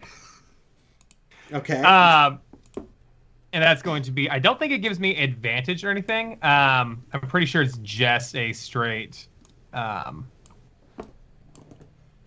they have the grapple condition. I mean, they don't have any movement speed, but they do not... I do not have a... advantage because of that. Okay. And it'll be another attack roll going towards him with a 19 plus 8 again for a total of 27. Both of those are definitely going to hit. So 27. Yeah, 27. All right, that'll be Not 7 plus damage. 5 for a total of 12 bludgeoning damage coming towards him again. 12 bludgeoning damage. All right, he is not down, but he is very, very, very clearly disoriented from getting so thoroughly grabbed and punched in the face repeatedly. So whatever he was trying to do has at the very least been stalled. All right, and I do believe that was my bonus action, my attack, and yes, that is it for my turn. All right, in that case, we are on to Evan. Now you are in this this second car here. I'm going to put you. My layering is messed up, and I could take the time to fix it, but I'm not going to bother. So good. What color did you want to? I'm green. You were green. Okay, in that case, I will put you just like. Oh, there we go. Yeah, you'll just be next to that, and that'll represent inside. Cool. I'm gonna cast darkness. Okay. So I'm gonna cast darkness, and then can I make an Arcana check? Sure. Are you just casting darkness on like the inside of this thing? Yeah. Okay, sure. You can. What is the specific goal of the Arcana check that you were trying to make? To find this box and take off. Okay. You can make an Arcana check. I will say that you were not given any information on what or if this box has any sort of magical nature, so it's gonna be interesting to see. But yeah, you can make the check. I just don't guarantee you're gonna find a lot of information off of it. 17. 17. You can definitely tell that there are magical items in this train. There's, let's say, like 3 there's a lot of minor magical signals, but there are 3 that seem more notably magical. You can pick out which safe that they are in, but that's about all you can get. Okay. I'm gonna use a bonus action and just open one of the safes that are in front of me. Okay, that is going to be a sleight of hand check, or Thieves' Tools, same difference at this Thieves' point. Tools. If you still have the gloves on, which there's no they're way to off. keep them They're on at off. this point. Yeah, okay. Then yeah, no disadvantage. Okay. And you're just picking, I'm guessing, the closest one to you. Yes. right. That is a net, not net 20. That is dirty 20. Dirty 20? Okay, you are actually able to crack this thing open without too much trouble. It is definitely not the box that you are looking for. It is some sort of like cup or chalice, very ornate, very fancy, a little bit like rusted. But it's magic, clearly, but it is not the item that you Oh, so it's the Holy Grail. I'm just gonna pocket it and go to the next one. All right. I think at that point that is going to be the extent of your Yep. turn. So we will go to some bad guys, though it is the bad guys at the farther end of the train. So these are going to be the guys who are going to attempt to go after Mike. So they're gonna. I don't think they're gonna have the range, but actually, wait, they have better movement because they're pig monsters. And then I didn't put another one on the board yet, but there's definitely 2 that are coming towards you. And they're going to take some pot shots at you. They've got rifles. So let me roll for those. Where are the rifle stats? Okay.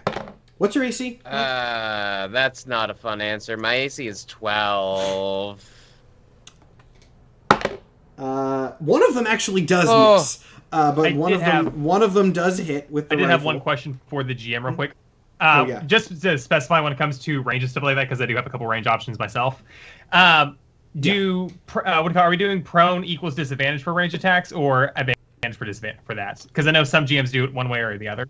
Oh, I believe it's prone. Prone. You have advantage. That's what we did. I just wanted to clarify and everything. Yeah. Prone. That's, I think, Mike, remind me if I'm wrong, but I believe that's the precedent that we've used for the most of this campaign. Yeah. It's fine either way. I can run it however I want. This is my one shot. Prone means you have advantage on them.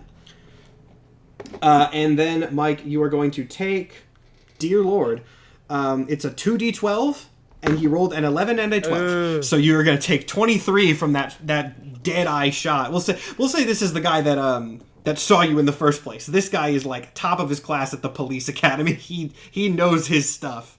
Ow. But the other guy does totally whiff.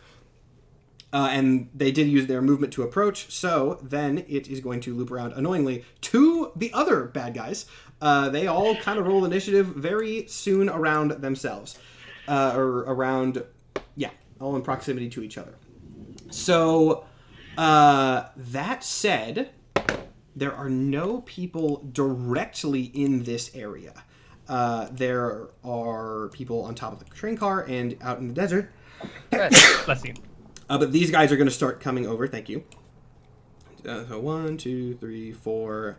And then he actually is going to use movement to get up next to you, Chris. And then he's going to he's got like a knife. He's not going to use a gun on you at this point. But he's just going to try to like pop up and try to stab at you a little bit. Now, what's your AC as a barbarian? Is it higher than 2? It's 16. Yeah, I think it's a little higher than a 2. Oh, honey, and that is his turn. Embarrassing yourself. Lighter stance, bend your knees, keep your elbows in. Are you giving him the Uncle Iroh speech right now? I'll give him advantage on his next attack against you. Are you taking your seriously? Your stance Come around the same so side. Wrong. He comes around the other side, but he does not have enough movement to get around to you because he's going to try to get up as well. And then, hilariously, it is still bad guy turn. It is the boar guy's turn now. I have set up this bigger guy for him. He is going to pick himself off the ground where he has been blown and electrocuted and just not a good time. And he is going to kind of stumble into this train car to figure out what the heck is going on. However, Evan did establish that he did cast darkness on this train car. However, this guy is also now in full-on rage state. These guys aren't technically barbarians. That's not an action. But yeah, they are. He is just kind of going. And he is basically just going to charge wildly into this train car. He, again, all mental faculties have left this man. He just sort of juggernaut charges through the car, arms swinging, like hoping to hit something. Therefore, Evan, make me a dex save for this. Oh, perfect. Duck out of his way. That is a dirty 20 once again. Yeah. You hear him coming. He cannot see you. It is pretty easy for you to dive under his wild swinging strikes. And then he's going to hit you can actually see this. He's going to hit the end of this car and turn around, and that is going to be the end of his turn, at which point it is finally Mike's turn. Awesome! I have spells. Electrocute the car. No, Evan, you're in there. I've already hit you twice for 45 total damage. Also, I am not hitting the car again. I'm gonna also just note the fire here is spreading down this train car, for what that is worth.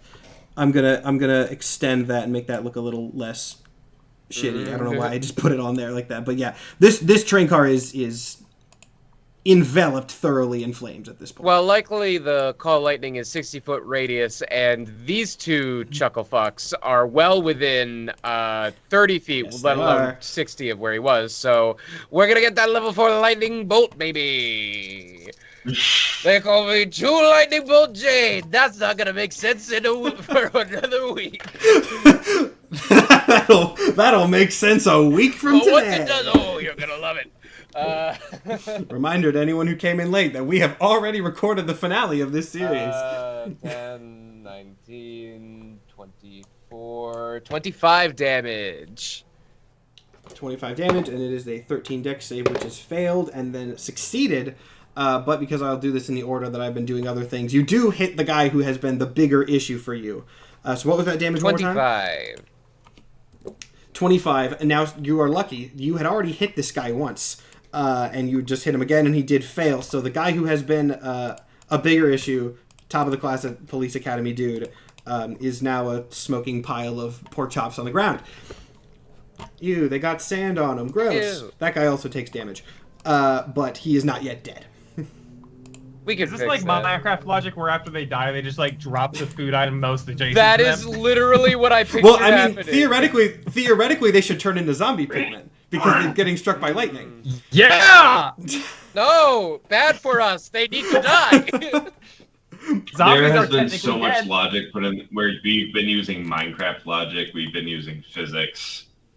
Those are basically the two systems of thinking: Yeah. Minecraft and physics. My party likes to alternate both, so.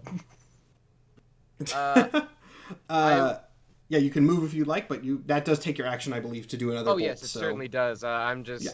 checking if I want to do any bonus actions, but it's basically bardic, and I think we can save that. So yeah, that's our turn.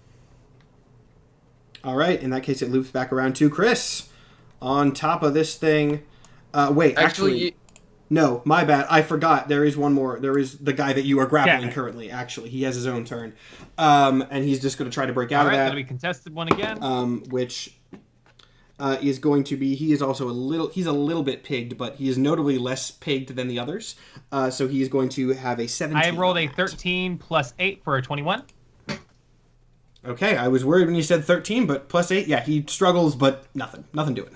All And right. now it is your turn. At the start of my turn, because of the unarmed fighting style, I have a slight thing that, for free, as I'm grappling somebody, they take a D4 bludgeoning damage if I'm currently grappling them.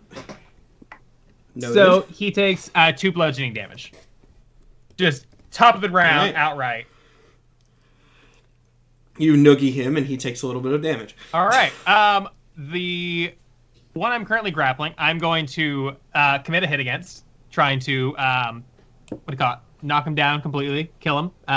Commit a little murderizing with a 17 plus 8. I think that might do something. That'll do it. And then a 6 plus 5 for 11 damage. Okay, now note you said knock. Are you trying to knock him off the train? If punching him out to knock him out would knock him off the train, no problems with that. Just specifically trying to get rid of him in whatever way that looks. Okay, so yeah, we'll say if you're trying explicitly to get rid of him, you punch him, he falls off the train, hits...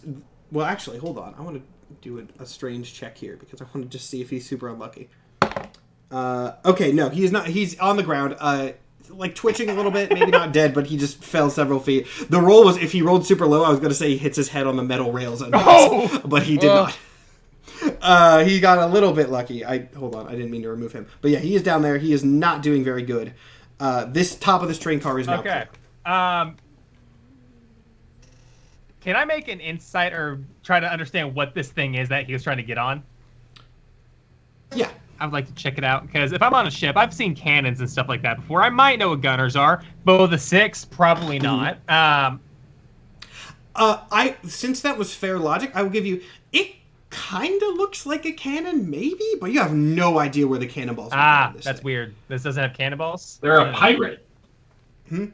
There's like there's stuff on the front where it's like maybe someone could shoot out of it, and there's like a crank on the side, but not cannonballs. I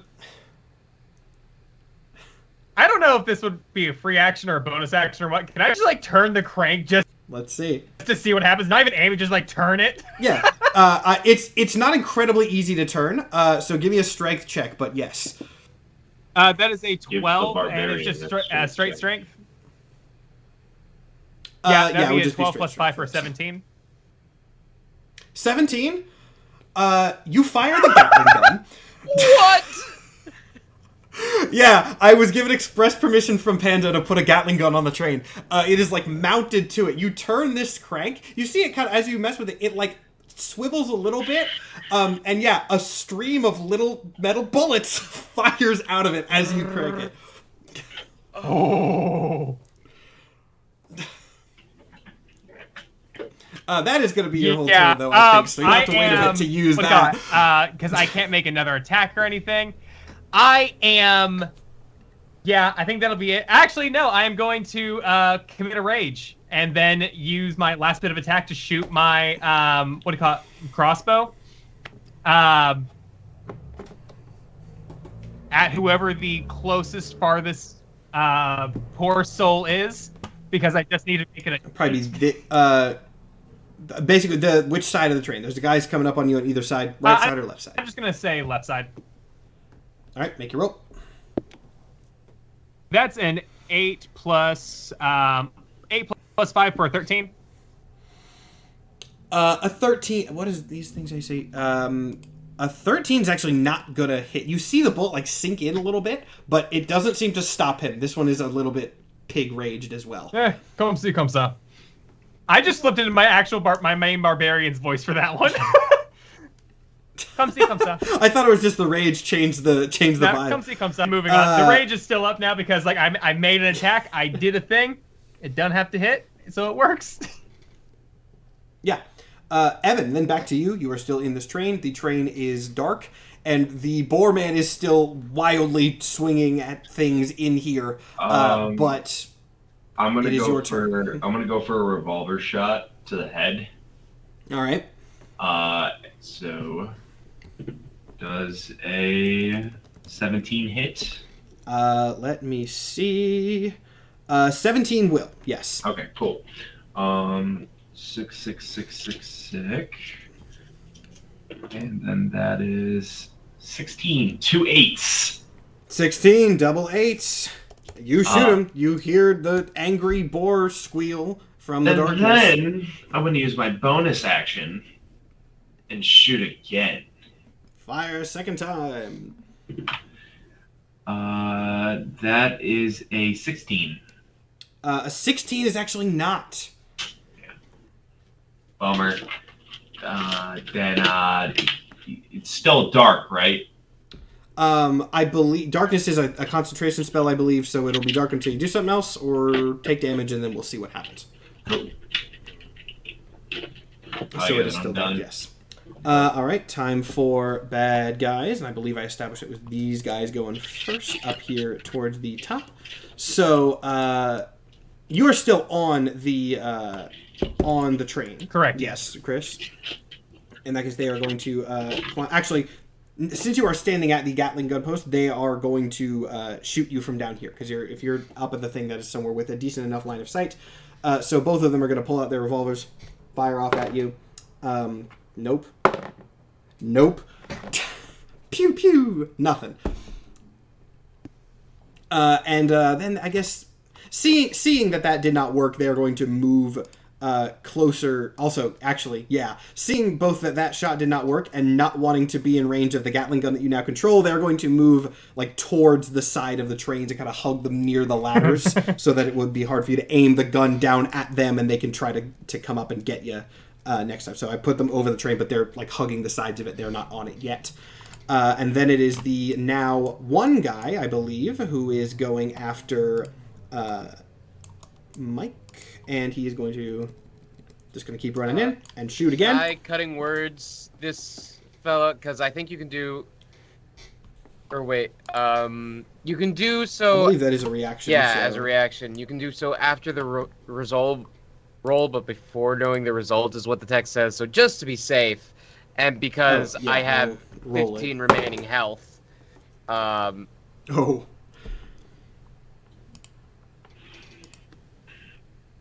What? Yeah, I will. I don't remember how exactly cutting As words a reaction, works, so when a you're gonna have creature to... that's not immune to being charmed, you can see within 60 feet makes an attack roll, ability check, or damage roll. You can spend 1 use of Bardic Inspiration, roll the die, and subtract the number from the creature's roll. You can do so after the roll, but before knowing the result. So I would like to cutting words. I'm gonna go ahead and say you have used it, but don't bother rolling. It'll Cool. Miss. So he definitely misses. And yeah, that is his turn. He's just trying to slowly approach. I forgot about this guy last time, actually, so we're going to say this guy is desperately trying to put out the fire on the train car and failing miserably. So he's still here. He is still here. He just does not have the... Okay, I can't turn him because the thing is being stupid. But regardless, it is then the boar guy's turn. And he is actually going to do something a little bit different this time. He is... kind of, even in his anger, has realized maybe he is not going to get a lot done by just swinging like crazy. So what he is going to do... actually, I'm going to need Evan. Make me a dex save. Okay.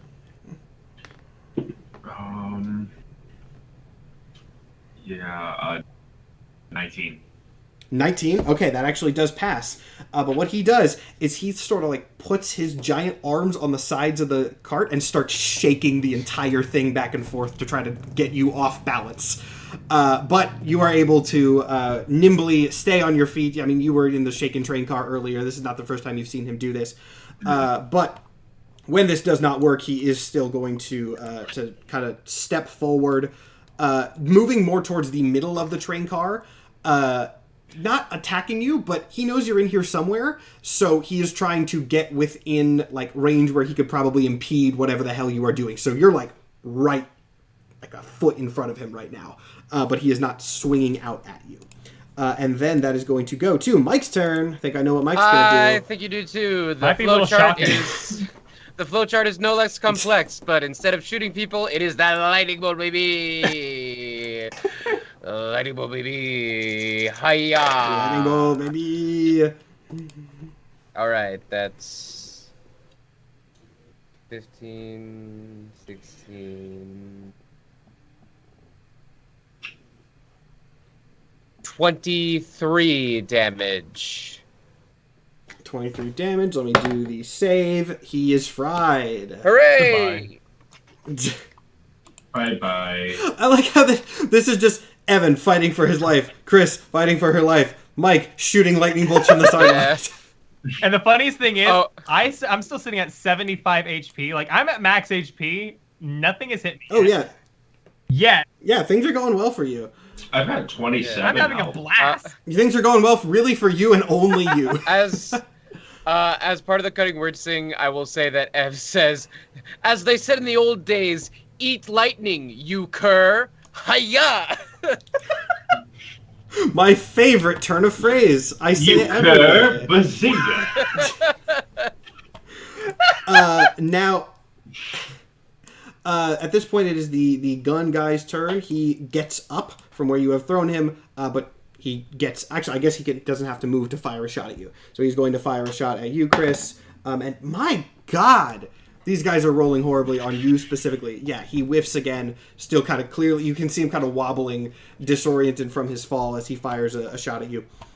And then it does loop back around to you. Now, I'm going to go ahead and tell you this now. Moving the turret, if you want to move it, is your move action. So swinging that thing around is going to be your move action, and then the action would be to fire it. Okay. Multi-attack if I shoot it, or no? I'm gonna say cranking. You know, I let you crank it like very quickly for a couple shots, but like it's gonna be, if you're actually trying to fire it with purpose, that is gonna be your your Okay. action. And with that, since it'll be an attack action, will that enable multi-attack, or will it just be like a separate action that counts as a singular? I just want to clarify because I do have multi-attack on that. With it being a Gatling gun, multi-attack is kind of built into Fair it. enough. So yeah, you point and shoot, and I'll handle what happens from there. Okay, Let me phrase it that so way. so far, 2 of them are onto the left side. One of them's on the right side. One of them on the left side is the one I thrown off, and the other one is somebody hiding car. So I have a harder time shooting them. Yeah. There's the two that are close to the car. The guy you threw off. And then there's this guy over here, technically, who is trying to put out the fire. And then you know that the boar guy is in this car over here, but also Evan is in that car. So if you want to fire on Evan that wasn't would be, in the car, I would light that car Do it. so much. Do it. I am more. Evan, what I'm not health? even gonna lie. I am more concerned about the 3 that are currently around me. That Do will it. be problem. We've been only- on this death only pact this the guy's whole in your time. range for the gun because you can't get it directly looking over the side, but you can. We you are can aim down at this mercenaries, guy. not friends. Do it. I am going You're to grab the axe off my back, and I'm going to Okay. jump down onto the left side, trying to land on the person that I threw off. I want to Okay. target this person so bad. Give me an athletics or acrobatics, whichever's higher. Athletics I guess. for a +8. That'll be a 19 + 8. I can That'll- show you my dice right now. I can That'll take my be computer off. plenty. I mean, yeah, he was basically. You don't even need to use the axe. You jump on him from a train and he dies. It's just like he was like he wasn't doing great anyway. I look at the one. So that guy is out. I look at the one that was aiming at me, and I'm just going to say, run. Intimidation check. Rolls a 1. Okay, a 13, and my charisma is a -1. Let me check and see if I have anything to intimidation. Oh, okay. I do not. See, I will say I didn't establish this beforehand. I am generally the type of DM who does allow strength to be used as intimidation. Okay. So since you did just jump off a thing and kill a guy, we'll still say it's charisma because I didn't tell you that before building. I'll give you advantage so you can try Okay. that again because you stomped on a guy's head from a train car. That'd still be a 13. Or Okay, a let me 13 roll minus against 1, it. Let's- so 12. Let me see. These, you really got the worst. The worst of these guys. You got the ones who are not in it. Yeah, this one down here. Just here. Can I move? And this little piggy went wee wee wee all the way home. Mike beat me to the bit I was gonna do. Sorry. Gone. Solid bit, nonetheless. Zooms away. Use my movement speed to go around to the other side and just start swatting at the other guy. If not, completely fine, but I just wanted to ask because, like, that was just too perfect. I love it. I will say if you can make it, I'm gonna say that jumping off the train and trying to like do that with purpose and land took like half your movement. So if Okay. you can move around to the other guy with half your movement, I will say that's fair. But I only have 15 feet remaining, so I figure at that point it'll just gonna be a hard sell to get on. Yeah, over I'll to the just other side. I'll just climb back up, like use my 15 feet, climb back on Okay, up yeah. the roof, so that I'm still where Dude thinks I was. But Well, he did hear a thunk, a scream, and then you shouting "run." I think he probably knows you're not on the train anymore. But and then I just want maybe the now he mental thinks thought you're on the process of, ground, and that happened, and I'm still up there. What happened? yes, Evan, you are up, and do now take into consideration that this big guy is like in the middle of the train car. I'm actively looking for you. just gonna chop at his fucking face with my hand All right. axe. Just going in for it. Yep. That's a 19. 19 is going to hit. Mm-hmm. And that is a 5 + 4. That is 9 damage. 19, 9 damage. You sink an axe into his face, and he makes another very bad sound. And then, can I use bonus action or did I already use it? I don't believe you did this turn. You just Oh yeah, I axed didn't. him. And then I'm gonna put my gun up against his chin, and I'm gonna fire. Wait, how are you doing that as a bonus? Would So you have a thing that lets you do that as a bonus? Face, yeah, and then I'm gonna shoot him with my Well, gun. you used an action Only to hit him. specific stuff can be bonus actions. Not Oh, everything yeah. can be a bonus. Yeah, attacks can't be bonus actions and, unless otherwise stated. There and might then, be something where you and then I'm just gonna dash out of there, I guess. Dash out of the train car. You're trying to okay. Make me another dexterity check. Actually, Gotcha. a dexterity save is fine. 15. 15. All right. Yeah, these guys are just not rolling well. He does like swipe at you and try to grab you from roughly knowing your position, from the fact that you sunk an axe into his face. But hold on, wrong guy. But stupid tokens. You are not or he is not able to grab you. So you are now out of the train car. You can move yourself where you would like to be with your movement. He is still in there. I'm just gonna be right here. All right. And then pray for the best. bad guy turns. Most of them have been whittled down at this point. Is going to be that one who actually. This guy's going to try to climb up on the train car as well, and he's able to do that. And he's going to take a shot at you, Chris, as he is climbing up. And my God, they're actually going to hit. Oh. I mean, what's your AC to be clear? 16. But I think they hit. Yeah, he hits. Finally, you're going to take damage. My God, not a ton of damage. Only 11, and you're actively raging, so you're fine. And he is the only one left in that batch. This guy. Oh, funny enough, the guy that I accidentally left to fight the fire is now where Evan is. So he's gonna take a shot. Actually, you know what? I should give him a different weapon. He's gonna have a shotgun. He's gonna fire a shotgun blast at Evan, and he's not going to hit. Thank God. These guys Jesus. are not very good at things. Literally halfway through, you're just like, I'm gonna give him a shotgun because Evan already has like no health. Let's make It's it not worse. actually that much. I'm looking at the set list of guns. It's not that. I much. love how the GM was also like, yeah, you know what? This guy needs a win. This one needs a win. He's getting a loss right now. Now, Evan, you just booked it out of the car, right? Mm-hmm. Okay, so he heard you. He heard the metal footsteps. Well, he heard clanking. noise. He heard footsteps clanking towards the exit. He heard noise. He's not very smart, but he understands chasing prey. We'll say it that way. So he is going to rush out of this thing. You are right there. So ready. how much health do you have again? 27. 27. All right. Well, let's see. This is going to be. Let me look at his stats here. He can do that. All right. Yeah, he might. And your AC is what? 13. 13. He's going to hit with that. I'll just do all of them at once and then do the damage collectively. Oh, boy. Okay. Let's see. I'm down, aren't I? You said 23 was your? 27. Oh, 27? He does to you 27 damage exactly. Oh, man.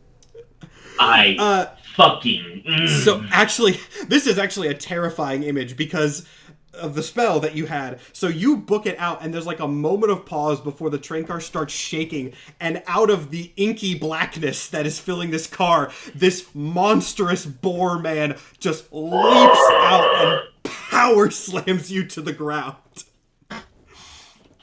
All right. Time to roll some death saves. Yeah, Is it woo! bad that I almost picked up the healer feat and almost picked up a medicine kit It's before a this? one-shot. Who needs No, I know that. That's Josh, why I was like, healers? I don't need it. And that's Yeah. like, you know what? Maybe that would have been a good thing. Yes, so Might this guy kill her. power slams the hell out of you. Oh my And God, I got this is seen tears. by Ev, whose turn it is now. Cool. It's gonna be electrifying. Awesome. Yeah, I mean, like, positive. Our guy's unconscious. So, Yeah, let me refresh myself on the rules for what happens if a dead body gets attacked, because I know I'm in Pathfinder. yeah, so, like, and I let's know get clear on those rules before I go zapping willy-nilly. if we're just gonna go from the basic rules here. I want to put blah blah blah. Attacks against an unconscious character have advantage This is talking about. This is not. It's going to be an auto hit. He's going to auto fail the save because he's not going to do a dex save when he's lying on the ground. Just do it. And then it is going to do. If the second attack hits, it seems like I don't know if this is official or not, but it seems reasonable. This is from 7 years ago on a random forum, but if they get attacked, it's an auto failed death save, which seems fair to me. So that's what we're just. That is accurate for 5e rules. And that is accurate, right? Yeah. Okay, cool. So then basically, if you hit him, it will be an auto death save fail. See, in Pathfinder, it's weird because they go to like negative HP, and really? That is a factor that in Pathfinder, I believe, unless this might have changed, but it was like they go to negative HP, and then like you have to heal them the amount. It's the whole thing. I've not really like read a whole lot of Pathfinder to begin with. So like Pathfinder's like a completely different beast to me. It's D&D 3.5 basically. Yeah. But yeah, I'll check that for a note. Anyway, do your Yeah, roll. I will pull Evan. How do you feel about getting that extra failed That's death fine. save? Okay. I already marked it down. I was gonna say the character feels ambivalent to you living anyways, but like I wanted to get your take just in Actually, case. same. I marked the failure as soon as it was your turn. I'm gonna be completely honest here. Respect. Valid. Also, for anyone who is curious, the way that it works in Pathfinder is you take negative health when you're damaged when you're down. Every turn, if you're bleeding out, you lose 1 hit point. If your hit point total hits negative your Constitution score, instant death. And healing, you have to bring them up to 0. Oh. Yep. Pathfinder's a hell of a system. Well, that's Is gonna it be. bad? I want to read it more now. It's fun. I would recommend it. It's way more complicated, but there's way more options. Is basically As the way GM, I describe love it. As a player, I'm like, oh no. Oh God. I've never GM'd it, but I've played for years. As you can see, I'm riveting with happiness. Evan, I'm not gonna lie. We can't see anything and haven't been able to see anything for 80% of this. Nobody told me this. That's amazing. I stopped saying it after like the 10th time your camera died, but your camera's been frozen I'll for be back. like an Yeah. hour. I'm sorry. Anyway, I did do that damage, and it was 16 damage. 16 damage. All right. What's his? There we go. You're getting there. You're actually getting real close. What math? There we go. All right. So that actually does hit this guy. I guess I should do the save for. They both fail. This die is not doing good for these guys. So he takes damage. I don't believe that other guy had been hit yet, so let me mark him down. Neither of them are dead. They do take damage. Calamity does have an auto death save fail. And then it loops back around to Gun Guy's dead. So Chris. Okay. So wait, guy on the gun's dead? The only guy that is around you right now is the other one on the train. Okay. I had the guy who was running for the gun on a separate Okay. initiative. That's just what I mean by gun guy. Gotcha. He doesn't matter. Kill the boar. Oh yeah, no, I was going to attempt to just like shove that guy off. I mean, you fully do make me a strength check if you want to try to shove him off the train. That'll be a 14 plus 8 for a total of. If we're doing athletics, it'll be 14 plus 8. If it's just straight strength, it'll be 14 plus 5. So 419 there. Let me contest that. Nope. Off the train he goes. I just like as soon as he climbs up there, I push him back down. I'm gonna sit in the gunner seat. At him or at the boar guy? At the boar. Okay. So the way this is going, you're gonna need to make me just a flat roll. A flat roll. Okay. Because this thing is not accurate. And that one. Nat one. You shoot Evan. You know what this is gonna be? What this was this is a mechanic. This is not what a Panda's mechanic, but basically what you roll on this is going to determine essentially your firing cone. Yeah. And you got a great firing cone at Calamity. So Calamity, yeah, you are peppered with bullets. That's another failed. It's probably better for the safety of the world if Calamity dies. But yeah, This is that's fucked another up. failed death save as you get just cut. You do It got might have such been a someone great aiming for tight you. firing I was arc. aiming for the boar to hit you. I'll revive you later. It's fine. The gun pulls to the right. It's okay. Actually, now that I'm thinking about it, he would be to the left. So anyway, I was aiming at that would be your Calamity, turn then. Pull it to the right and pull it back. A fun thing about this then now is it is Evan's turn, and Evan has already gotten 2 auto-failed Dead! attempts. So if you fail this, Calamity is dead.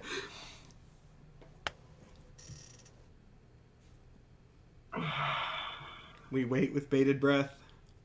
We cannot see. That one! No! Fucking way!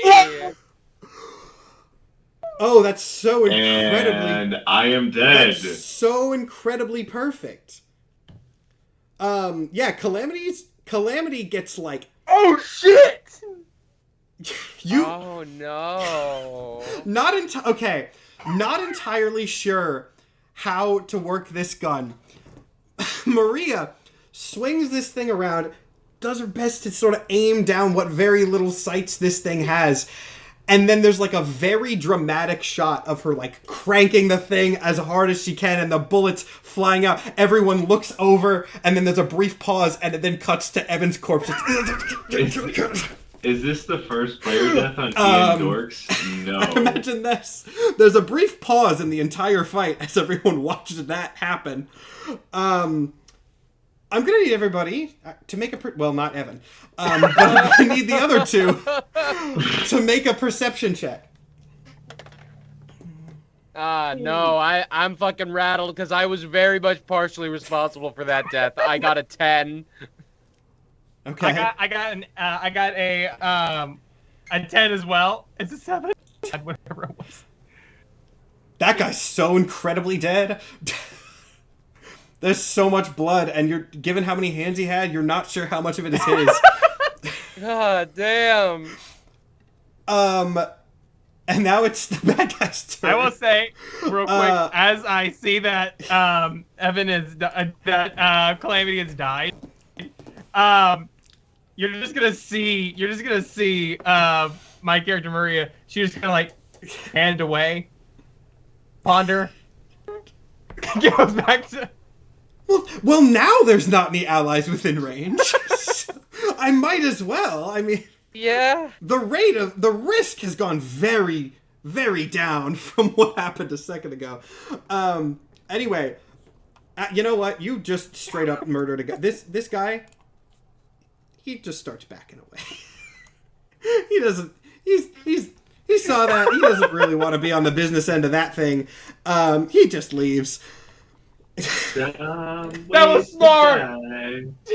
So many dumb ways to die. Dumb ways to die.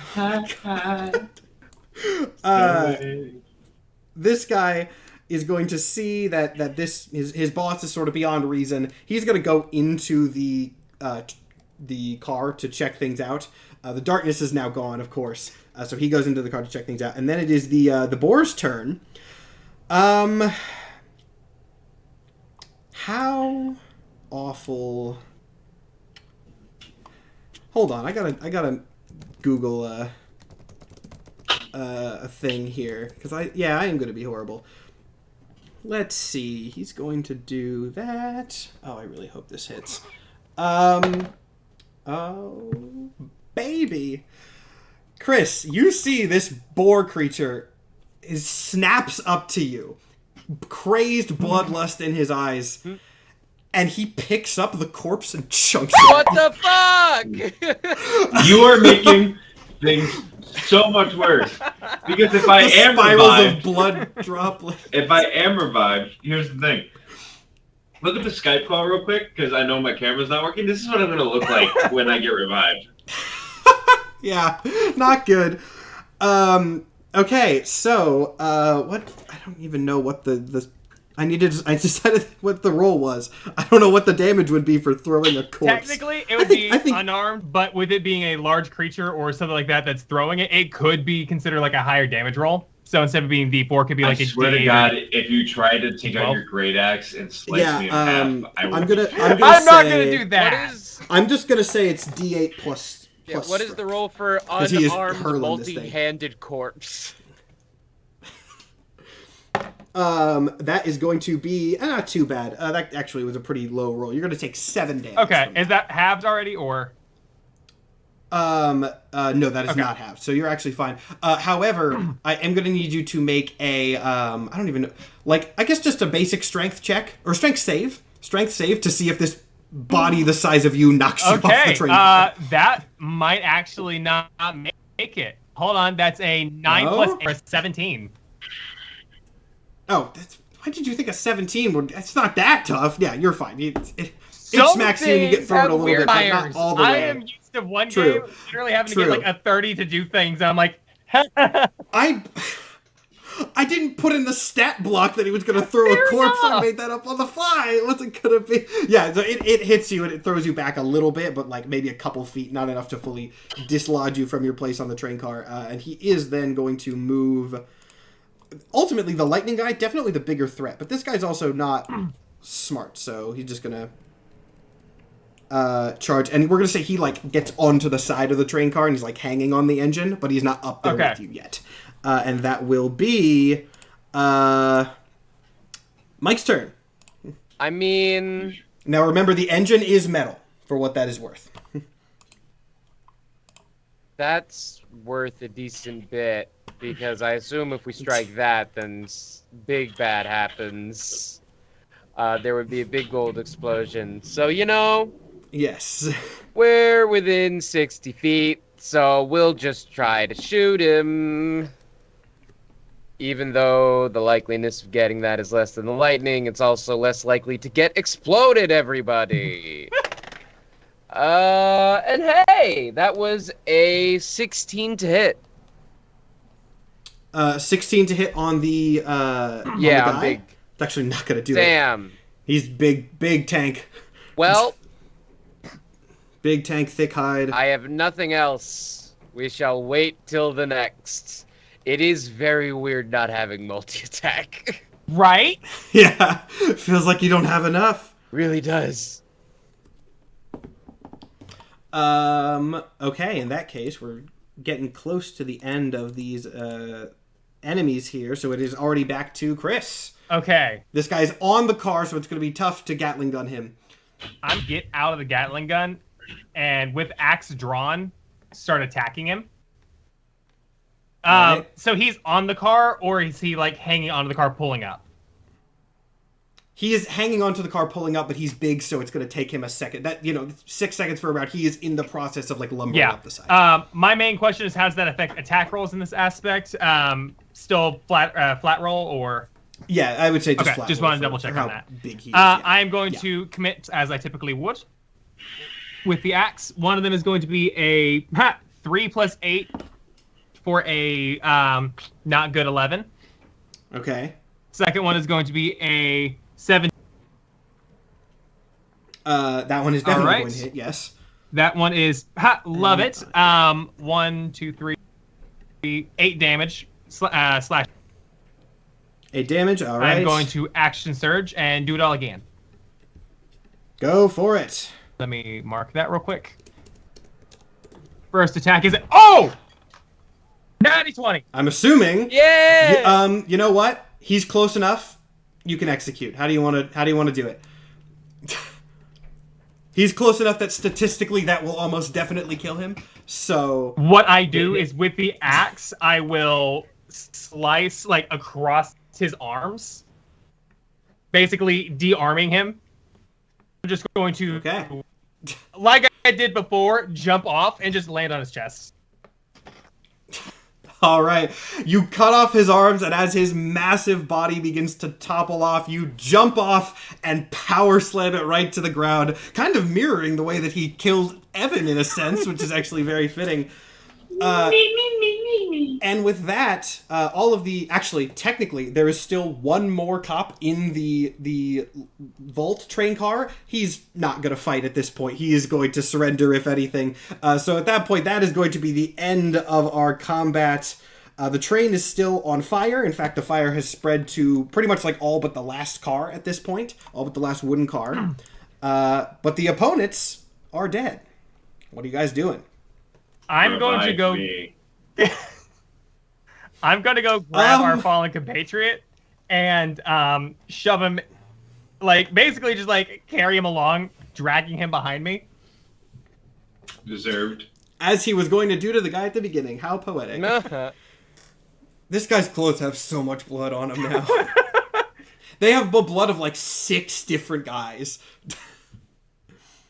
Ev but yeah, is gonna look at Maria dragging the corpse and just ask, "Do you possess anything for that? I do not possess anything for that." No.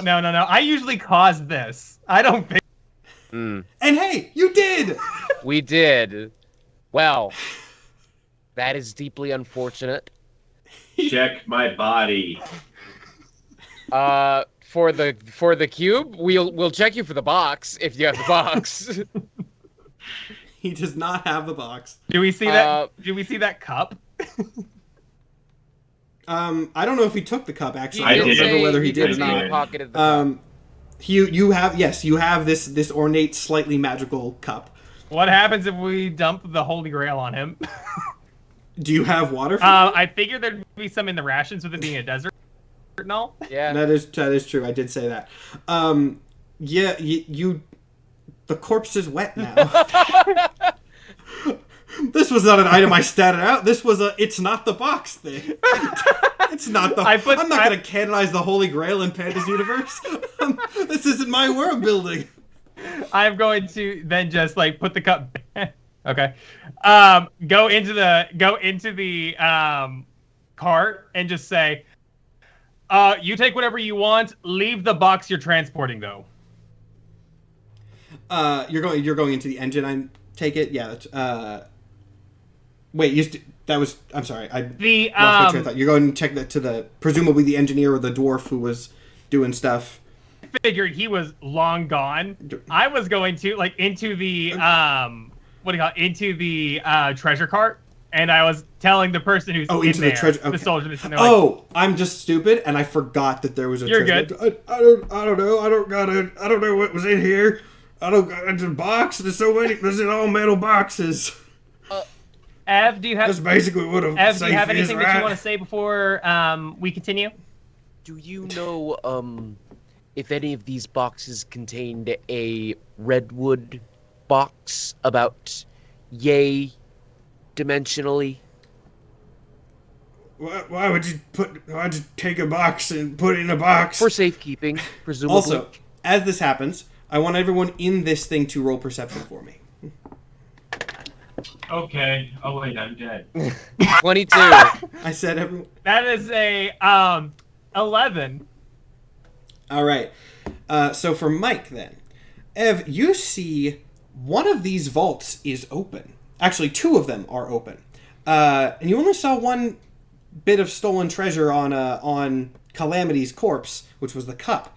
So what was in this other one, you're not sure, but this is just for the campaign people who've been watching the whole thing. You recall, as a player, you'll recall that I had to do a perception check a bit ago when Calamity died. And thinking back on the situation, you saw a shadow, a very brief shadow, maybe just a trick of the light from the fire, but a shadow above Calamity's corpse. Oh. Just something unnatural, and maybe if you think back, if it maybe melded into the darkness as it was fading from the cart, but some very odd there, and you're not sure where that might have come That's from. real fucking strange. But shadows happen all the time in the desert, and we got a box to find. So like, and if you look, you're not gonna find that box. You find lots of other treasures, all of them valuable, but you're not gonna find that box. I grab everything else that's valuable, put it in the bag. I will give that cup to the one remaining soldier and just say, make a better life for yourself. And like, the soldier who is very actively in the like mid stages of pigification kind of just nods and scampers off into the desert. We weren't here. And with don't worry, you can tell from the way that he runs off squealing all the way home that he is definitely not going to tell anybody about this altercation. And unless you guys would like to return to the CEO and say that you didn't get the box, that is going to be, I believe, where the end of our, in some ways unsuccessful and in some ways successful, railway robbery ends. For those who have, of course, watched the main campaign, you probably picked up that the reason for the high security was the prison break, and so you can maybe piece together the timeline. For Chris and Evan, I'm happy to explain the timeline for this in the after show, which you are welcome to stick around for. But that is going to be the end of our episode. Thank you again so much, Evan and Chris, for coming in. Scheduling announcements and things before we wrap up. So, as we mentioned a couple times in this episode, the finale of Outlaws Episode 7, is already recorded. We did it last night because of just timing and scheduling things. But for you guys, nothing is really going to change. All that is going to change for you guys is we are not going to be interacting with chat during the episode, but we are going to be airing it same time, same place next week on the original planned date, which is great because you have an extra week to catch up on the previous episode. So tell your friends if you want to watch the first ones. You got plenty of time to do that before the live finale. This episode also will go up on YouTube, Spotify, as it normally is. And then, let me actually pull up my calendar so I can be sure to give you some exact dates. Once Outlaws wraps up on the 29th, we are going to be taking a break week on the 6th. There's not going to be any episode, main canon, campaign, or otherwise, on the 6th. That is going to be our mid-season off week. And then Friday the 13th, and then the 13th, the 20th, and the 27th, we have our Halloween special series, Agents of Hades, which is going to be DM'd by me. Most of you probably already know what this is at this point, but as a quick blurb, and then we'll talk about it more later, it is a superhero horror series that I am doing. I am very excited to get to come back to DMC in something that's like more fixed, because Symmetry was fun, but we didn't know what we were doing. And now I know what I'm doing, I know what I'm going in, the lore is going to be very fun, I know everybody's characters, they're going to be great. So be sure to tune in for that. Again, that is the 13th, 20th, and 27th. Same time, same place, same upload procedures after the fact, you know the drill. I believe those are the only announcements that we have right now, unless anyone else wants to jump in with anything. But I will wrap up with just going around again. You guys want to plug all your socials and stuff if you would like. So, Chris. You can find me at ChrisFire98 on TikTok and YouTube. I'm getting back into posting those after a long span of Espresso Depresso from PostCon Blues. But in addition to that, if you want to see me GMing at all for different things, I am live every other Sunday at the Chaos Brigade D&D here on Twitch. Me and my regular group, we play every other Sunday. And I'm the GM for those. And they're an absolute, and I love them to death. There is very little story to jump into. So that's what we do. We just make it as fun as possible. And it's just an excuse for us to hang out and play the games together. Fantastic. Then going down to Evan, who actually, I think the camera might be working. Let me see if I can restore visual of Evan briefly. I can. You guys can see Evan for a second. I go by EAVNC on TikTok, EAVNC Cosplays on Instagram, and what a game this has been. I'm so sorry you died. We have very few character deaths in this show. We don't I'm do just heavy deaths. Really so upset no one inspected my body. I had something really funny. We can reveal it in the after show. We can reveal it in the after show, actually. I Googled this. And then... I Googled this. It was a homebrew, and that's why I took it. Because I didn't think I would need it. We will talk about it in the after, which I guess I should say, you can listen to on our Patreon. I should probably plug that more. We do have a Patreon. It helps support all of the main cast of the show because we are, at least like half of us are full-time content creators, so it helps out a lot. We do an after show for every episode. We have some exclusive stuff. We are doing something that we promised a while ago, finally, probably next month, which is a Patreon exclusive one-shot. It won't be connected to anything else. It'll just be a fun one that's not lore important to anything, but if you want that will be up soon. I also can go and confirm this is not something I'm going to share any details on, but is more Patreon incentives. Because I'm doing I'm using a different person for art in Agents. We have like concept art and sketches and stuff. So if you want to look at the like early concept art for some characters for the next, well, I'm not going to reveal it before the show starts. But once the show starts, if you want to go, there will be concept art for characters on our Patreon and things like that. So we're adding more bonuses to that. Check it out if you want to help support us. And now, Mike, if you want to plug your, again, most people know who you are, but I feel like I should go around to everybody and be fair. I post occasionally, hopefully more occasionally in the future, at Mike Funny Boy on the TikToks, the YouTubes, the Instas, the etceteras. And for the rest of the plug, I just want to say thank you so much, Chris, for coming on. I personally haven't had the pleasure of playing with you yet. You made it extremely fun. We can obviously get into specifics in the after show. And thank you, Evan, for coming on. Very sorry for being significantly responsible for your death. Yeah, it was a joint effort from everyone, really. Because the pigman hit you, Dog, both of your allies got you at failed death saves, and then you got a nat 1. So it is everyone's fault except for mine. I was having a rough night overall. And again, as I said earlier, this will be our great little closing note. As much as I'm sure we all loved to watch Calamity do horrible things, the world is definitely safer without Calamity Cassidy in it. Thank you all so much for watching. Again, we will see you next week for the finale of Outlaws of the